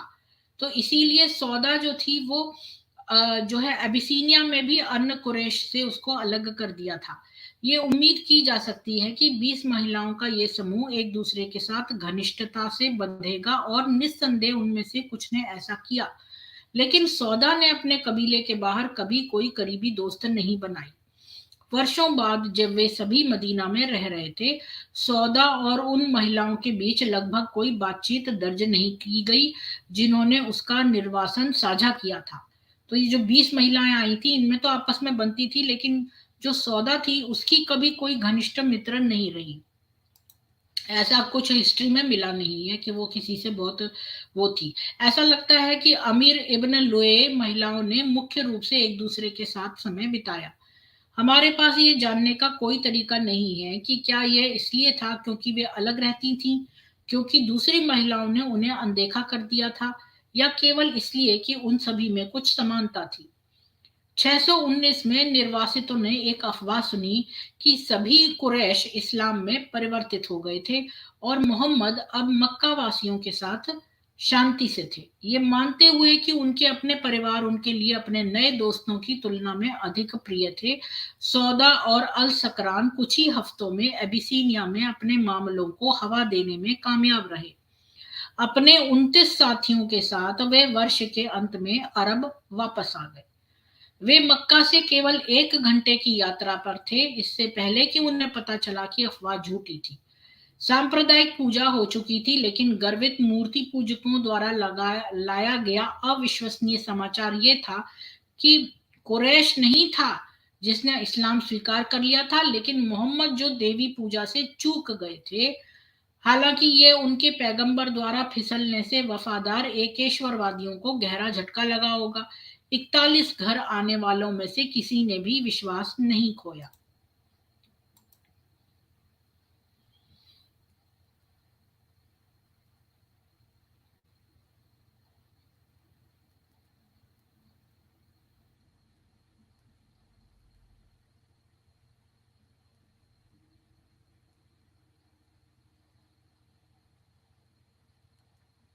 तो इन लोगों ने जो है, जो निर्वासित हो गए थे लोग, जो यहाँ बड़े मजे से रह रहे थे अबिसीनिया में, इन्होंने एक अफवाह सुनी कि कुरैश जो है वो इस्लाम में कन्वर्ट हो गए हैं, और अब मक्का वासियों से मोहम्मद की सुलह हो गई है। और अ, अब ये सारे लोग, तो इनकी फैमिलीज तो कईयों की वहीं पर थी, तो इन्होंने अपना काम यहाँ पर निपटाया। सौदा और अल सकराम ने भी, उन्होंने सोचा कि 39 अपने कंपेनियंस के साथ वो अरेबिया अरब में वापस आ गए साल के अंत में। अभी वो मक्का में 1 घंटा दूरी पर ही थे कि उनको पता चला कि ये अफवाह तो गलत थी। हाँ, कम्युनल वर्शिप तो हुई थी साथ में, लेकिन जो ये अफवाह उड़ाई गई थी,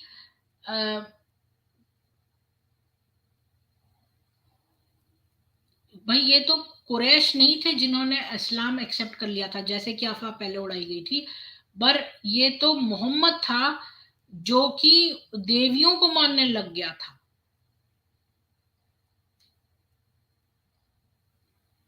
तो ये सब होने से तो बहुत बड़ा धक्का लगा होगा उनको, जो बड़ा कहते हैं ना अल्लाह एक है, अल्लाह एक है। लेकिन फिर भी जो 41 होम कमर्स थे, उन्होंने अपना फेथ नहीं खोया इस्लाम में, जबकि उनको इस्लाम छोड़ देना चाहिए था, क्योंकि मोहम्मद मूर्ति पूजा करना स्टार्ट कर दिया था। और उन्होंने एक्सेप्ट कर लिया कि मोहम्मद ने अपनी जो है मिस्टेक रिकेंट कर ली है, क्योंकि आपको याद होगा कि फिर बाद में मोहम्मद ने कहा कि अरे ये तो शैतान के द्वारा भेजी गई आयतें थी और वो सब, और अब तुम अपने लिए तो बेटों को चाहो और अल्लाह के लिए बेटियां, ऐसा कह के उसने कह दिया ये तो शैतान ने दी थी आयतें और ये सब। तो भाई ये इन मक्का वासियों को लगा कोई नहीं, तो उन्होंने जो है स्वीकार कर लिया मोहम्मद को कि उसने अपनी गलती वापस ले लिया और वास्तविकता का सामना किया। हालांकि हाशिम कबीले के खिलाफ बहिष्कार को आधिकारिक तौर पर रद्द कर दिया गया था। वे ठीक उसी समय मक्का लौट आए थे जब वे वहां सुरक्षित नहीं होंगे। सौदा और अल सकरान इसलिए चुपके से शहर में प्रवेश कर गई, ये जानते हुए कि उन्हें एक औपचारिक रक्षक की तलाश करनी चाहिए। अल सकरान के भाई सोहेल ने अपने बेटे अब्दुल्ला का घर में स्वागत किया और फिर उसे बंद कर दिया और उसे बताया कि जब तक वो इस्लाम नहीं छोड़ता तब तक वो जमी दोज रहा। अल सकरान को समय के साथ एहसास हुआ कि वो अपने भाई पर भरोसा नहीं कर सकता। उन्होंने शायद सौदा के पिता से अपील की। उसके भाई अब्द ने इस्लाम पर आपत्ति जताई, लेकिन इस हद तक नहीं कि वो अपनी बहन की मदद करने को तैयार नहीं था, और जमा ने अपनी बेटी के प्रति अपने कर्तव्य पर सवाल नहीं उठाया। क्योंकि आपने देखा होगा कि जो ये मूर्ति पूजक थे, ये मॉरलिटी में ज्यादा हाई थे। इससे ये क्या बोल रहे हैं, आपसे सवाल है, क्या ये मुल्ला लोग हमें ऐसी बुक्स को पढ़ना मना क्यों किया है? मुझे समझ नहीं आई कैसी बुक्स को, मतलब ये तो 19 वाइफ तारा मैकार्थर की लिखी हुई है ये किताब। उसने इब्ने इशाक और ये सारे रेफरेंसेस जो है उससे निकाले हैं, उसकी बायोग्राफी से पुरानी।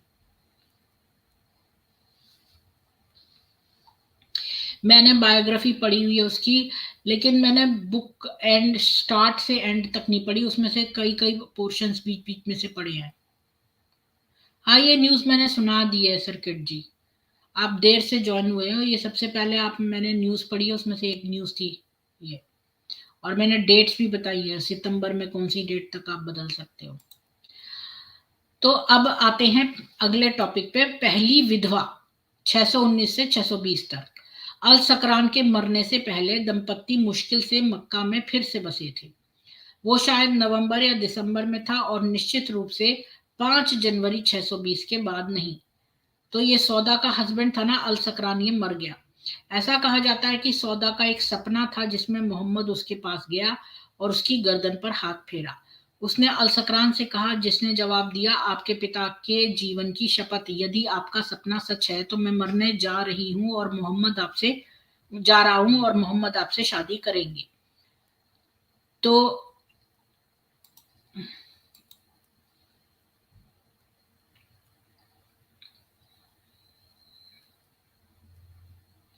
तो उसने जवाब दिया कि अरे इस सोच का भी नाश हो।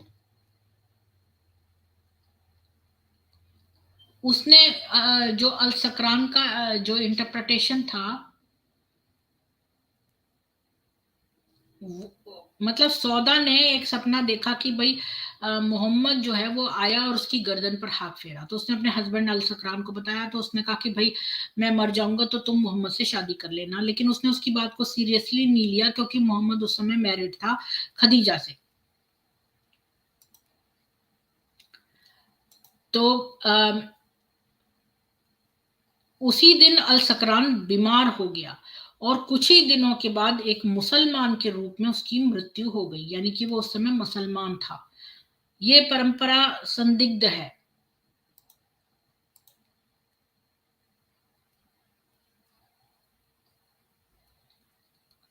हालांकि ये जो है ना परंपरा, इसकी जबकि ये इब्न अब्बास के साथ परंपरा उत्पन्न होती है, जो सौदा को व्यक्तिगत रूप से जानता था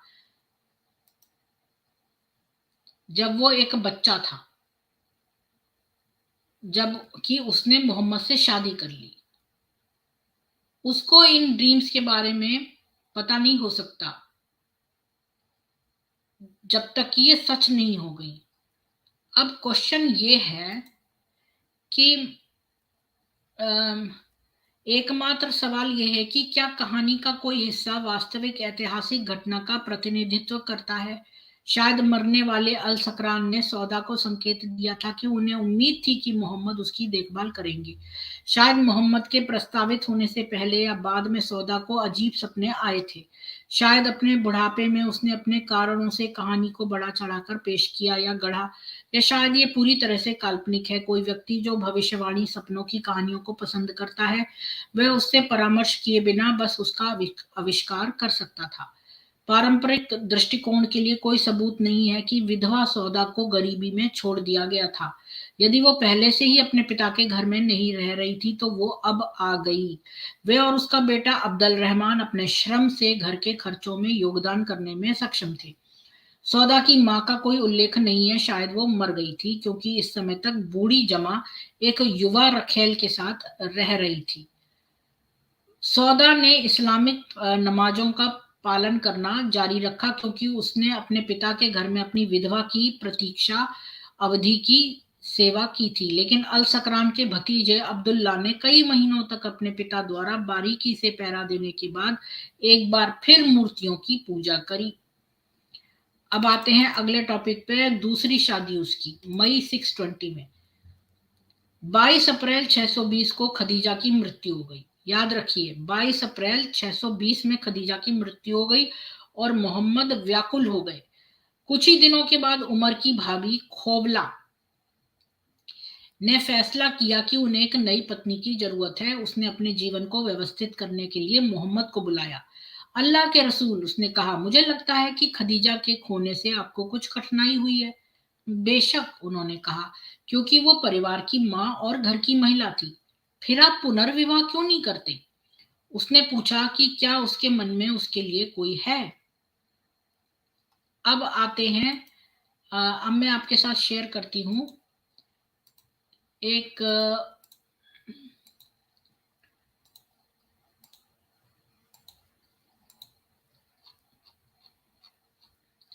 सौदा की एंसेस्ट्री। अब आपको यहां दिख रहा होगा सौदा की एंसेस्ट्री की।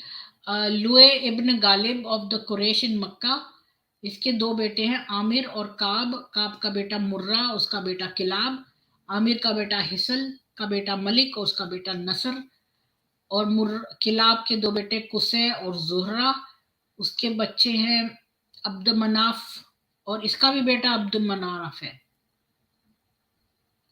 और इसका बेटा अबीवाद और अब्द शम्स, अमरू और कैस। ये तो हमने देखा था, ये पूरी एंसेस्ट्री हम देख चुके हैं, अमरू और कैस, और इनका बेटा था सक्रान, और जमा, और ये इसका अमरू की जो बेटा था उसकी बेटी थी सौदा, और इसका हस्बैंड था अल सकरान, तो ये मर गया था। और मोहम्मद का एंसिस्ट्री यहाँ से चल रही है, ये मोहम्मद की है, यहाँ से आ रही है, मोहम्मद से इसकी दूसरी शादी हुई है। ये अब्दुल्ला और अमीना का अब्द मुत्तलिब, सलमा और हाशिम का बेटा अब्द मुत्तलिब, उसका बेटा अब्दुल्ला, पर ये इसका बायोलॉजिकल फादर नहीं है, ये भी हमने देखा था। एनीवेज, तो यही मैं आपको दिखाना चाहती थी। तो एक तो इसने पूछा कि उसके मन में उसके लिए कोई है, तो एक युवती खोवाला ने उत्तर दिया, यदि आप चाहें तो एक मेट्रन, नौकरानी जाहिर है।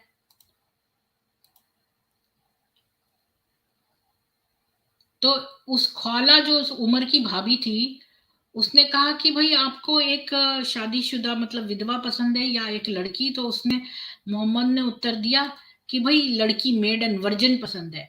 और वो मेडन कौन है? अबू बकर की बेटी।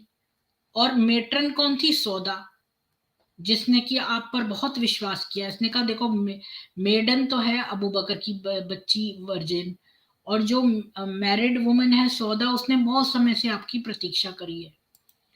तो ये कहा, तो मोहम्मद ने तुरंत कहा कि दोनों को ले जाएगा। अब उसने सोचा कि वो बुरा बनेगा अगर वो कह देगा कि खाली अबू बकर की लड़की से करेगा, तो इसलिए उसने चाल चली, उसने कहा मैं दोनों से कर लूंगा। तो क्योंकि खौला ने ये, उसको जो उमर की भाभी थी, उसने ये प्रपोजल रखा था इन दोनों का। तो क्योंकि महिलाएं इसमें अधिक नाजुक होती हैं, एक ही मिनट में मोहम्मद ने खदीजा के मोनोगमी के आदर्श को त्याग दिया और 2 पत्नियों के साथ एक पुरुष, मतलब ये बनने का। तो खदीजा सोचती थी कि वो अकेली पत्नी होगी, खदीजा नहीं, सॉरी, वो, हाँ, जो खदीजा के साथ उसने ये शर्त रखी थी ना कि उसके रहते रहते वो कोई और बीवी नहीं लाएगा, लेकिन ये आदर्श उसने तोड़ दिया और 2 युवतियों के साथ एक साथ शादी करने का फैसला कर लिया। उसके पास प्रत्येक पत्नी के लिए एक अलग स्क्रिप्ट थी। ये लगभग ऐसा था जैसे उन्होंने सौदा को अपने सहकर्मी के रूप में और आयशा को अपने सहपाठी के रूप में चुना हो। हालांकि ये आयशा वही थी जिसे वो एक असली पत्नी के रूप में चाहता था। वो जानता था कि उन्हें साथ रहने के लिए कुछ साल इंतजार करना होगा।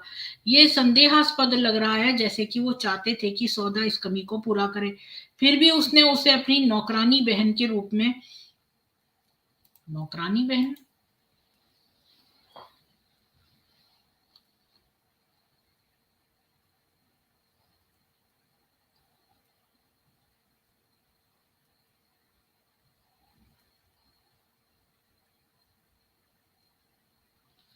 हाँ, मतलब कि उसने उससे पूछ लिया जीवन साथी बनने के लिए। खोवाला पहले अबू बकर के घर गई। शायद आयशा के बाद उससे अपने दावे से यही मतलब था कि सौदा पहली महिला थी जिससे उसने मेरे बाद शादी करी, मोहम्मद की पत्नियों में महत्वपूर्ण। तो इसीलिए आयशा कहती है कि मैं दूसरी बीवी थी, क्योंकि ये उसके पास पहले प्रस्ताव कर रखने गई, अबू बकर की बेटी के पास।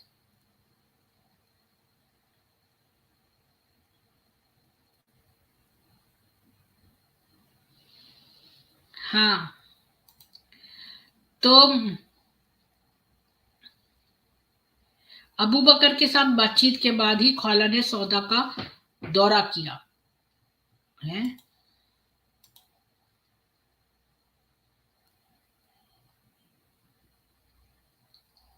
थोड़े बहुत नेगोशिएशंस के बाद अबू बकर को इसने मना लिया। फिर इसके बाद खौला सौदा के पास गई। उसने कहा, सौदा, अल्लाह तुम्हारे लिए बहुत बड़ा लाभ और बहुत आशीर्वाद लाया है। अल्लाह के मैसेंजर ने भेजा है मैरिज प्रपोजल। सौदा इतनी खुश हुई कि उसने खौला से कहा कि भाई अपने पिता के साथ डिस्कस करे।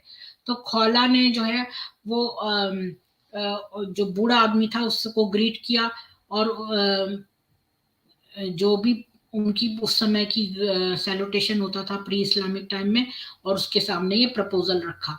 तो सौदा का पिता जो था वो जमा था। जमा ने कहा कि हाँ हाँ ये तो नोबल मैच है, और उसने कहा कि क्या सौदा खुश है इस आइडिया से। और जब उसने जाना कि सौदा खुश है, तो फिर उसने अपनी बेटी को बुलाया और पूछा कि क्या वो उसका कंसेंट है। अब हमें यहाँ हिंट मिलता है अ, कि ये जो इनका घर था आमिर बिन लोई क्लैन जो था, ये देखता था कि वुमेन का बहुत कंसेंट हो शादी से पहले। ये इस बात का तभी तो जो सौदा का पिता था उसने बार बार सौदा को बुला के पूछा कि क्या तुम ये इसकी रजामंदी देती हो, शादी की रजामंदी देती हो, ऐसे कई बार पूछा। तो सौदा ने फिर से कंफर्म किया कि हाँ वो बड़ी खुश होगी कि मोहम्मद की वाइफ बनके। तो उन्होंने मैसेज भिजवा दिया मोहम्मद को कि सौदा मान गई है। फिर मैरिज जो है वो फाइनलाइज हो गई, और सौदा का भाई जो था अब्द, वो नहीं इस शादी से खुश था।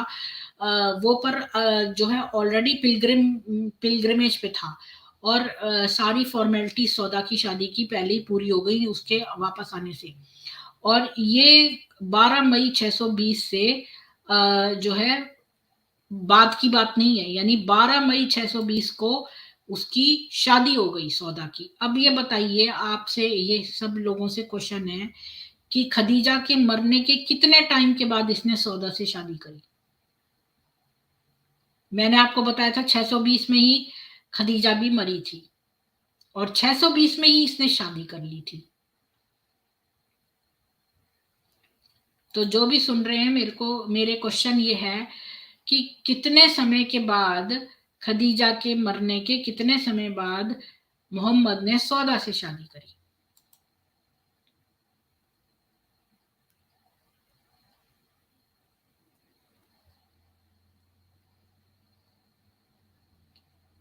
ट्वेंटी डेज 20 डेज के अंदर। हाँ जावेद खान जी, वो है सच बात, लेकिन अभी हम वो वाली बात नहीं कर रहे हैं। आज हमारा टॉपिक है खदीजा, सॉरी सॉरी सॉरी, सौदा। तो हम आज सौदा के ही बारे में बात करेंगे। हम तो बीवियों के बारे में, हम खदीजा खत्म कर चुके हैं, आयशा खत्म कर चुके हैं, अब हम सौदा पे हैं। तो सौदा से शादी खदीजा के 20 डेज के अंदर ही मरने के उसके करी है। अब आप सोचो कि कोई मर जाता है तो अगला बंदा शादी दूसरी कर रहा है 20 दिनों के अंदर। कितनी शर्म की बात है ये। हमारे यहाँ तो कोई मर जाता है तो कम से कम 1 साल का तो वेट करना ही चाहिए ना। मोहम्मद ने सौदा को 400 दिरहम की मेहर वो जो दी, और उसने उसको इमीडिएटली पे भी नहीं किया, क्योंकि उसके मोहम्मद तो निठल्ला था, तो उसके पास तो पैसे ही नहीं थे उस समय। तो उस समय कोई पैसा नहीं था। अरब रिवाज के तहत पति की मृत्यु के बाद भी देर तक दहेज के भुगतान में, मेहर के भुगतान में देरी करना स्वीकार्य था। हालांकि बाद में ऐसा नहीं हुआ। शादी के दिन मोहम्मद ने सबसे अधिक संभावना सौदा को प्रतिज्ञा दी, लेकिन उसने उसके 2 साल के भीतर भुगतान कर दिया, और मतलब 2 साल में उसने उसको चुका दिया, और उसको प्रतिज्ञा की कि भाई मेहर दे दूंगा। ये निश्चित नहीं है कि सौदा के संरक्षक के रूप में किसने काम किया। कुछ खातों का दावा है कि यह अल सकरान के भाइयों में से एक था, या तो सलित या हातिब। हालांकि एक गलती होनी चाहिए, क्योंकि वे दोनों उस समय एबिसीनिया में थे। ये तथ्य था कि सौदा के पिता के अलावा किसी और का नाम लिया गया है, भले ही गलत है। ये बताता है कि जमा ने अपने उम्र को देखते हुए किसी अन्य रिश्तेदार को रखा था इन मामलों में प्रभारी। मोहम्मद 39 वर्ष के थे। 39 कितना होता है? 29, 30 और तो 39 कितना होता है? मोहम्मद 39 वर्ष के थे, और कभी कभी ये दावा किया जाता है कि दो सौदा मोहम्मद से बड़ी थी। लेकिन भले ही वो एक दिन बड़ी थी, जब वो मर गई तो वो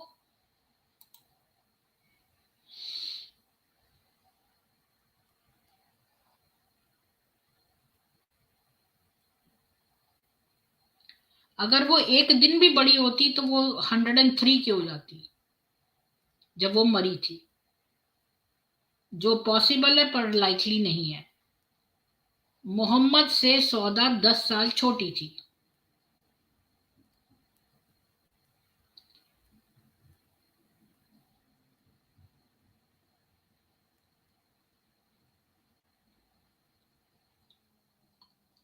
सौदा जो है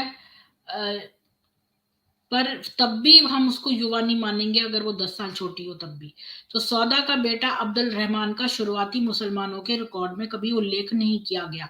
ऐसा लगता है कि वो मोहम्मद के घर का सदस्य नहीं था। इससे पता चलता है कि वह यह तय करने के लिए काफी बड़ा था कि वो कहाँ रहना चाहता है। अगर उसने अपने नए सौतेले पिता के साथ रहने का विकल्प नहीं चुना तो शायद ये इसलिए था क्योंकि वो मुसलमान नहीं था। अरब प्रथा के अनुसार इससे कोई बड़ा आश्चर्य नहीं होता। मात्र या ससुराल की रिश्तेदारी को प्राथमिकता देने के लिए पैतृक संबंधों पर जोर देने से अब्दुल रहमान को अपने सौतेले पिता के ऊपर अपने चाचाओं को चुनने का पूरा अधिकार मिल जाता है। तो सौदा जो थी ना, उसको लोग कहते हैं कि वो बड़ी औरत थी। वो बड़ी औरत नहीं थी। अच्छा, तो 39 का था मोहम्मद, और सौदा जो थी उससे एटलीस्ट 10 years छोटी थी। और मैंने एक और जगह पर पढ़ा है, किताब में तो नहीं लिखा, एक और जगह पे मेरे पास है कि सौदा जो थी वो 23 की थी। वो सारी जो बीवियां थी ना मोहम्मद की, उनसे उन सब में बड़ी थी। बाकी बीवियां 19 से नीचे की थी और सौदा अकेली 23 की थी। इस वजह से उसको माना जाता है कि वो बड़ी थी। अरे वो बाकी छोटी बच्चियों से बड़ी थी, लेकिन वो मोहम्मद से बड़ी नहीं थी। वो मोहम्मद की हाफ एज की से कम की थी। मतलब 39 का आधा कितना हुआ? 40, मतलब वो 23 की थी और मोहम्मद 39 का था। ये था। तो अब आते हैं, अब मैं सोच रही हूँ कि क्या यहीं पर खत्म करा जाए या सौदा और मोहम्मद के बारे में भी पढ़ा जाए।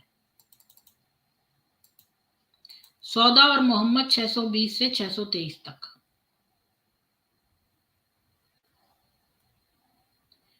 शादी के 2 या 3 हफ्ते बाद मोहम्मद के चाचा अबू तालिब की मृत्यु हो गई और मोहम्मद ने अपना रक्षक खो दिया। अबू लहब के इशारे पर कुरैश ने अपना उत्पीड़न फिर से शुरू कर दिया। एक दिन अबू जहल मोहम्मद के नमाज में सजदा करने की प्रतीक्षा कर रहा था। फिर काबा के एक दोस्त को उसकी पीठ पर ऊंट की आंतें भगाने के लिए उकसाया।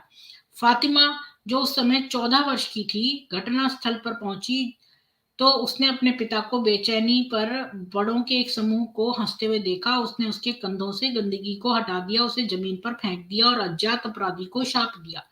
मोहम्मद अपनी सजदे से उठे और अल्लाह से उन चालबाजों को नष्ट करने के लिए विनती की जिनका नाम उन्होंने फातिमा के लाभ के लिए जोर से रखा। तो मतलब कि ये लोग ना उसके साथ प्रैंक्स करते थे। जब वो सजदा कर रहा था तो अबू जहल जो है उसने क्या किया कि ऊंट की जो वो होती है ना अंतड़ियां, वो उसके पीठ पर रख दी। तो फातिमा 14 साल की थी, उसने आके हटा दी और उनको जो है लानत भी भेजी जिसने भी ऐसा काम किया है। तो जब बाद में सजदे के बाद वो उठा तो उसने जो है ये प्रार्थना की मोहम्मद ने कि जितने भी चालबाज हैं और उनके जोर जोर से नाम लिए ताकि फातिमा को पता चल जाए कि भाई ये सारे लोग, क्योंकि वहां पर एक सबने ये काम नहीं किया था, वहां पर सारे एक बड़ा सा समूह खड़ा था लड़कों का और वो हंस रहे थे मोहम्मद पर। तो इसलिए उसने उन सब के नाम लिए ताकि फातिमा को सुनाई दे जाएं ये सारे नाम। और फिर मोहम्मद धूल से लथपथ घर आया जिसे एक युवा लुटेरे ने उसके सिर पर फेंक दी थी। मतलब एक एक यंग लड़के ने उसके सिर पर वो धूल फेंक दी थी। धोने के लिए पानी लाने से पहले फातिमा फूट फूट कर रोने लगी। मोहम्मद ने उससे कहा कि अल्लाह तुम्हारे पिता की रक्षा करेगा, लेकिन उसने महसूस किया कि उसे कुरैश के खिलाफ एक नया मानव रक्षक खोजने में सक्रिय होने की जरूरत है। सौदा और मोहम्मद की शादी को केवल 1 महीना हुआ था जब मोहम्मद ने तैफ के लिए मक्का छोड़ा था। योजना नए अनुयायियों को खोजने की थी जो मोहम्मद को अपने पैगंबर के रूप में स्वीकार करेंगे और मक्का के खिलाफ सैन्य योजनाओं में उनकी मदद करेंगे, लेकिन वो बुरी तरह विफल रहा। तैफ के प्रमुख उससे नहीं मिलेंगे और नागरिकों ने उसे शहर से बाहर निकाल दिया। जून के अंत में मोहम्मद ने मक्का के ठीक बाहर चुपके से देखा कि सुरक्षित रूप से प्रवेश करने में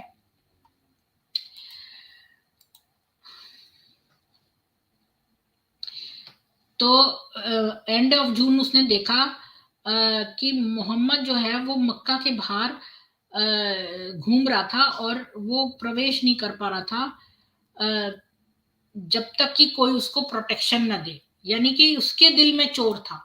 मक्का वासियों ने कभी उस पर अटैक नहीं किया, लेकिन इसी के दिल में चोर था कि जो है मेरे पर कोई अटैक न कर दे।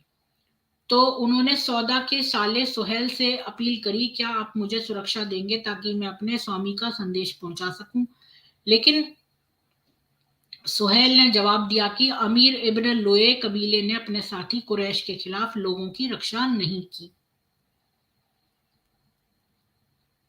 मोहम्मद ने अन्य विकल्पों की कोशिश की, लेकिन एकमात्र नागरिक जो उन्हें सुरक्षा प्रदान करने के लिए तैयार था वो अल मुतीम था, जिसे उसने पिछले महीने अल मुतीम के बेटे की मंगेतर आयशा से शादी करके ठुकरा दिया था।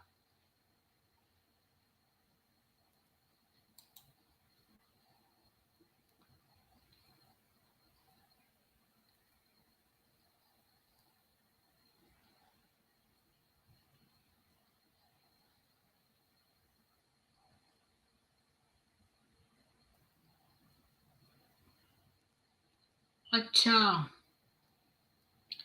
तो ये जो आयशा थी ना, अबू बकर की लड़की, इसकी शादी अल मुतीम के बेटे से हो रही थी और अल मुतीम के बेटे से इसने भांजी मार दी मोहम्मद ने और आयशा से शादी कर ली, जबकि उसका रिश्ता तय हो चुका था अल मुतीम के बेटे से।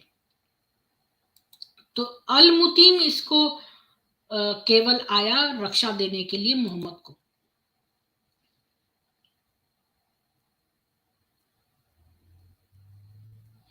हालांकि अल मुतीम सगाई तोड़ने और इस्लाम से दूरी बनाने के बहाने से खुश था। उसने अपने रिश्तेदारों की याचिका पर ध्यान दिया।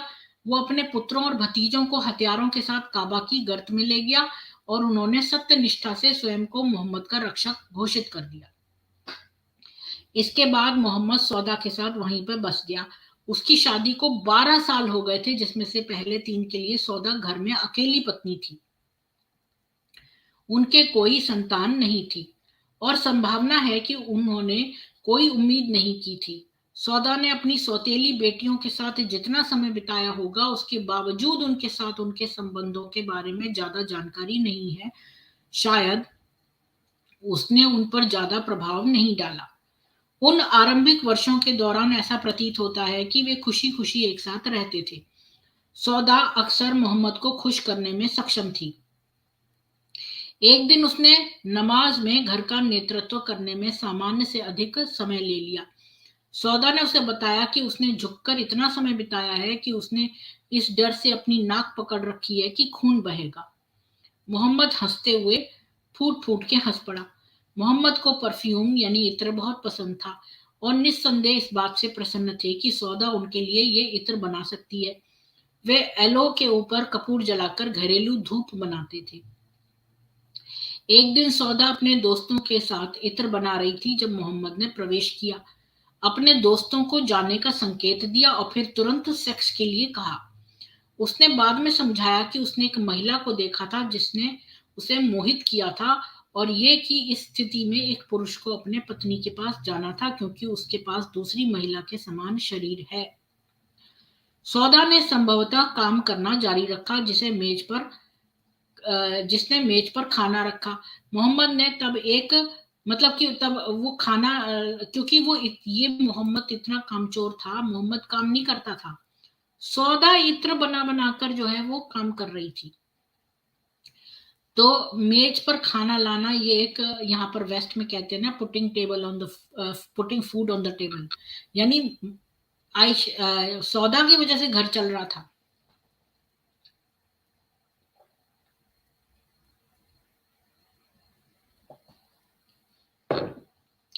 क्योंकि खदीजा तो मर चुकी थी, अब पैसे कहां से आएंगे। तो ये इत्र बेचती थी। और एलोवेरा के ऊपर, ये जो एलो के ऊपर ना धूप ये कपूर जला के धूप बनाते थे। और सौदा जो थी ना वो बड़ी दक्ष थी इत्र बनाने में। तो एक बार वो अपने काम में लगी थी, तो इसने जल्दी से जल्दी आके बोला कि मेरे साथ सेक्स करो, क्योंकि उसने रास्ते में एक महिला को देख लिया था, तो वो काम उत्तेजित हो गया था।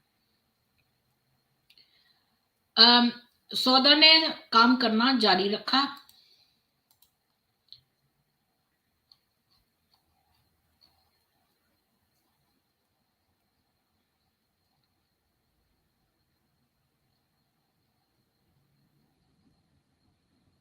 फिर मोहम्मद ने जो है अपने स्पिरिट को इतना वो करा अपने आप को कि वो नया बिजनेस शुरू करे। लोग अपनी प्रॉपर्टी उसके पास आके जमा करने लगे, और वो उनको और वो उनसे कमीशन चार्ज करने लगा, जैसे कि तुम अपनी चीज की सुरक्षा चाहते हो तो मेरे पास रखवा दो, यानी जैसे बैंक जैसा काम करने लगा वो, कि अपनी प्रॉपर्टी मेरे पास रखवा दो, मैं और फिर कमीशन जो है मेरे को दो सुरक्षा रखने का। ये काम मोहम्मद ने शुरू करा।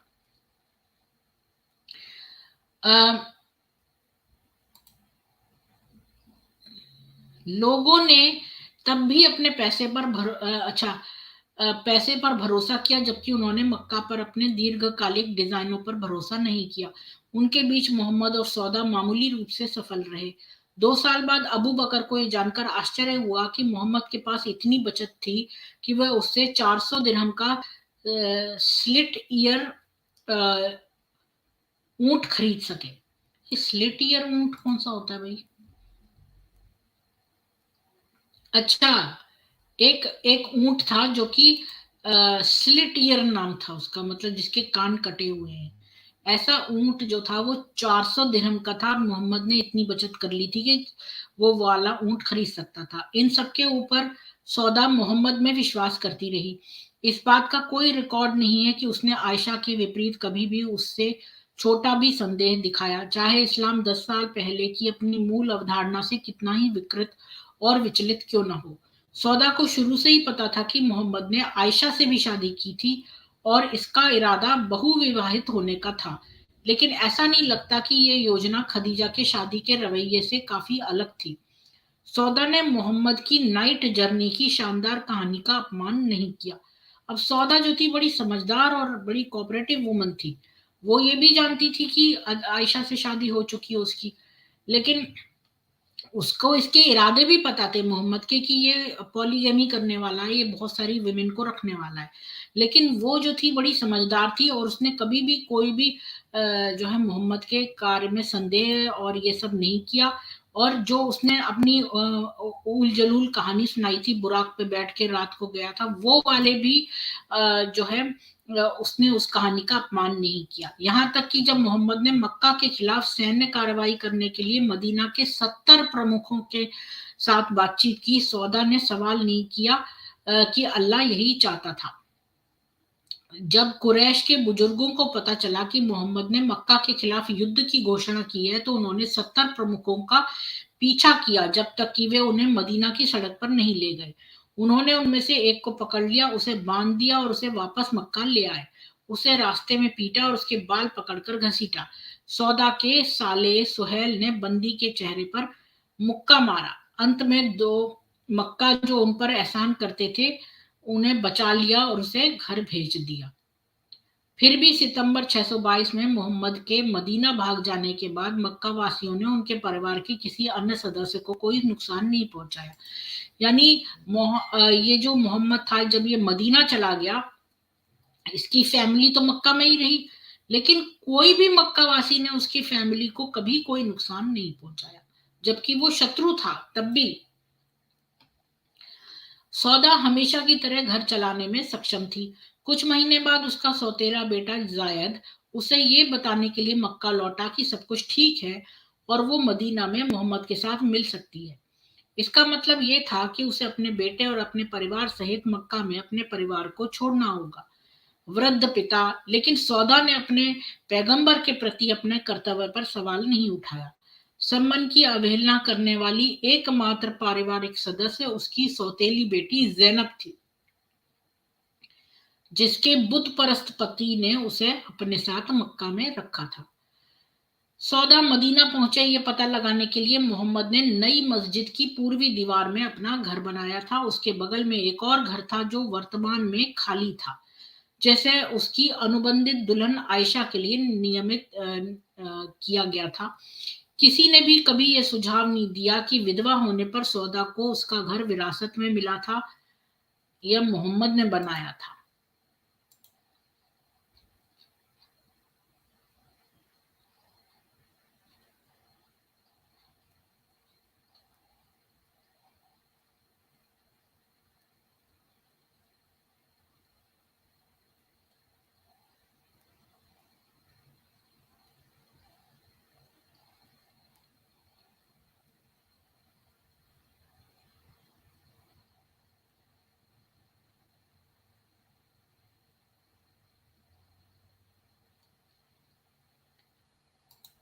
तो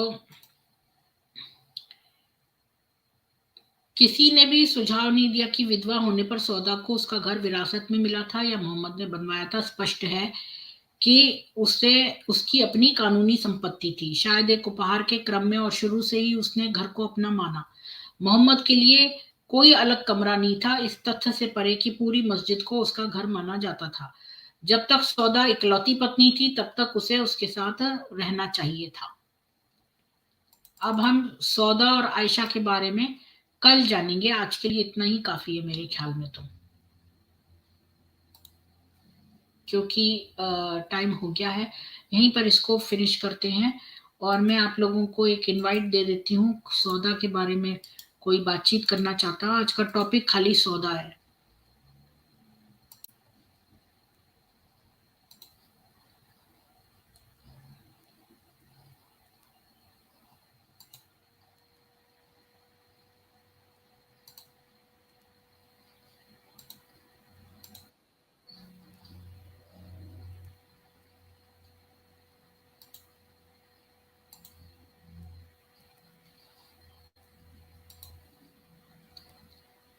कोई सौदा के बारे में बातचीत करने आना चाहते हैं ऊपर, तो जाइए, मैं थोड़े से कमेंट्स देख लेती हूँ।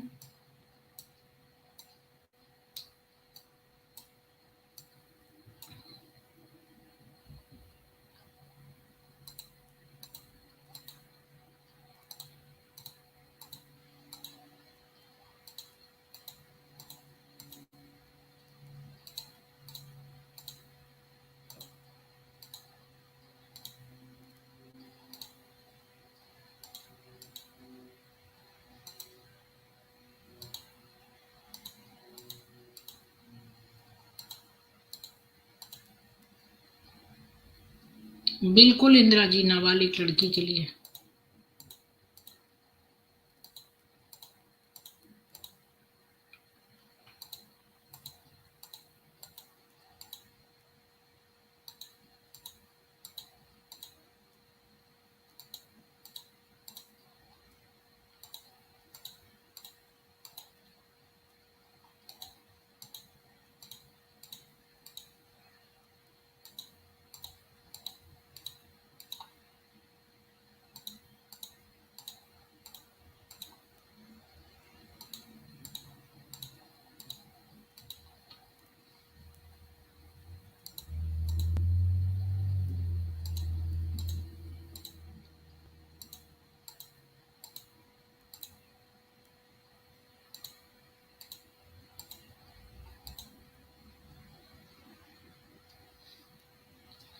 प्रवीण जी, आप सुधर जाओ।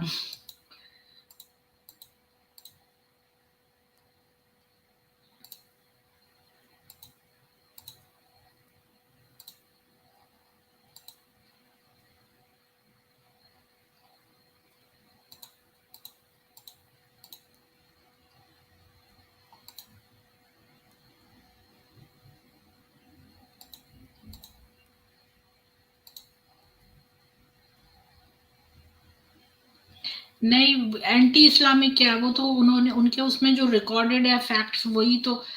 बेचारी तारा मैकआर्थर ने तो हर लाइन में जो है रेफरेंस दिया है।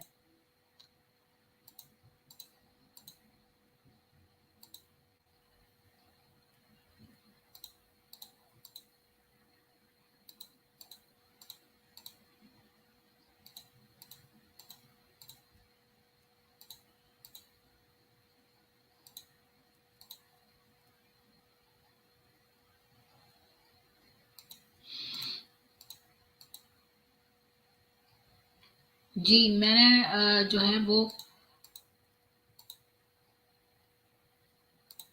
आप लोग आना चाहेंगे ऊपर बात करने?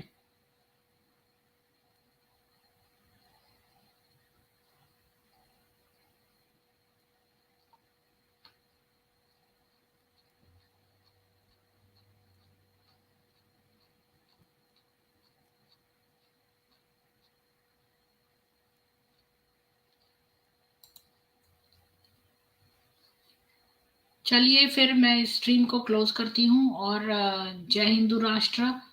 कल फिर मिलेंगे सामवेद में। और आप सब लोग जो हैं वो अपने सेल्फ डिफेंस की चीजें जो है तैयार कर लीजिए। और कल कल हम ये सौदा के बारे में समाप्त कर देंगे ये। बस ये 2 पार्ट से ज्यादा नहीं चलेगा, फिर नेक्स्ट वाइफ का देखेंगे। तो आज के लिए इतना ही, और जय हिंदू राष्ट्र।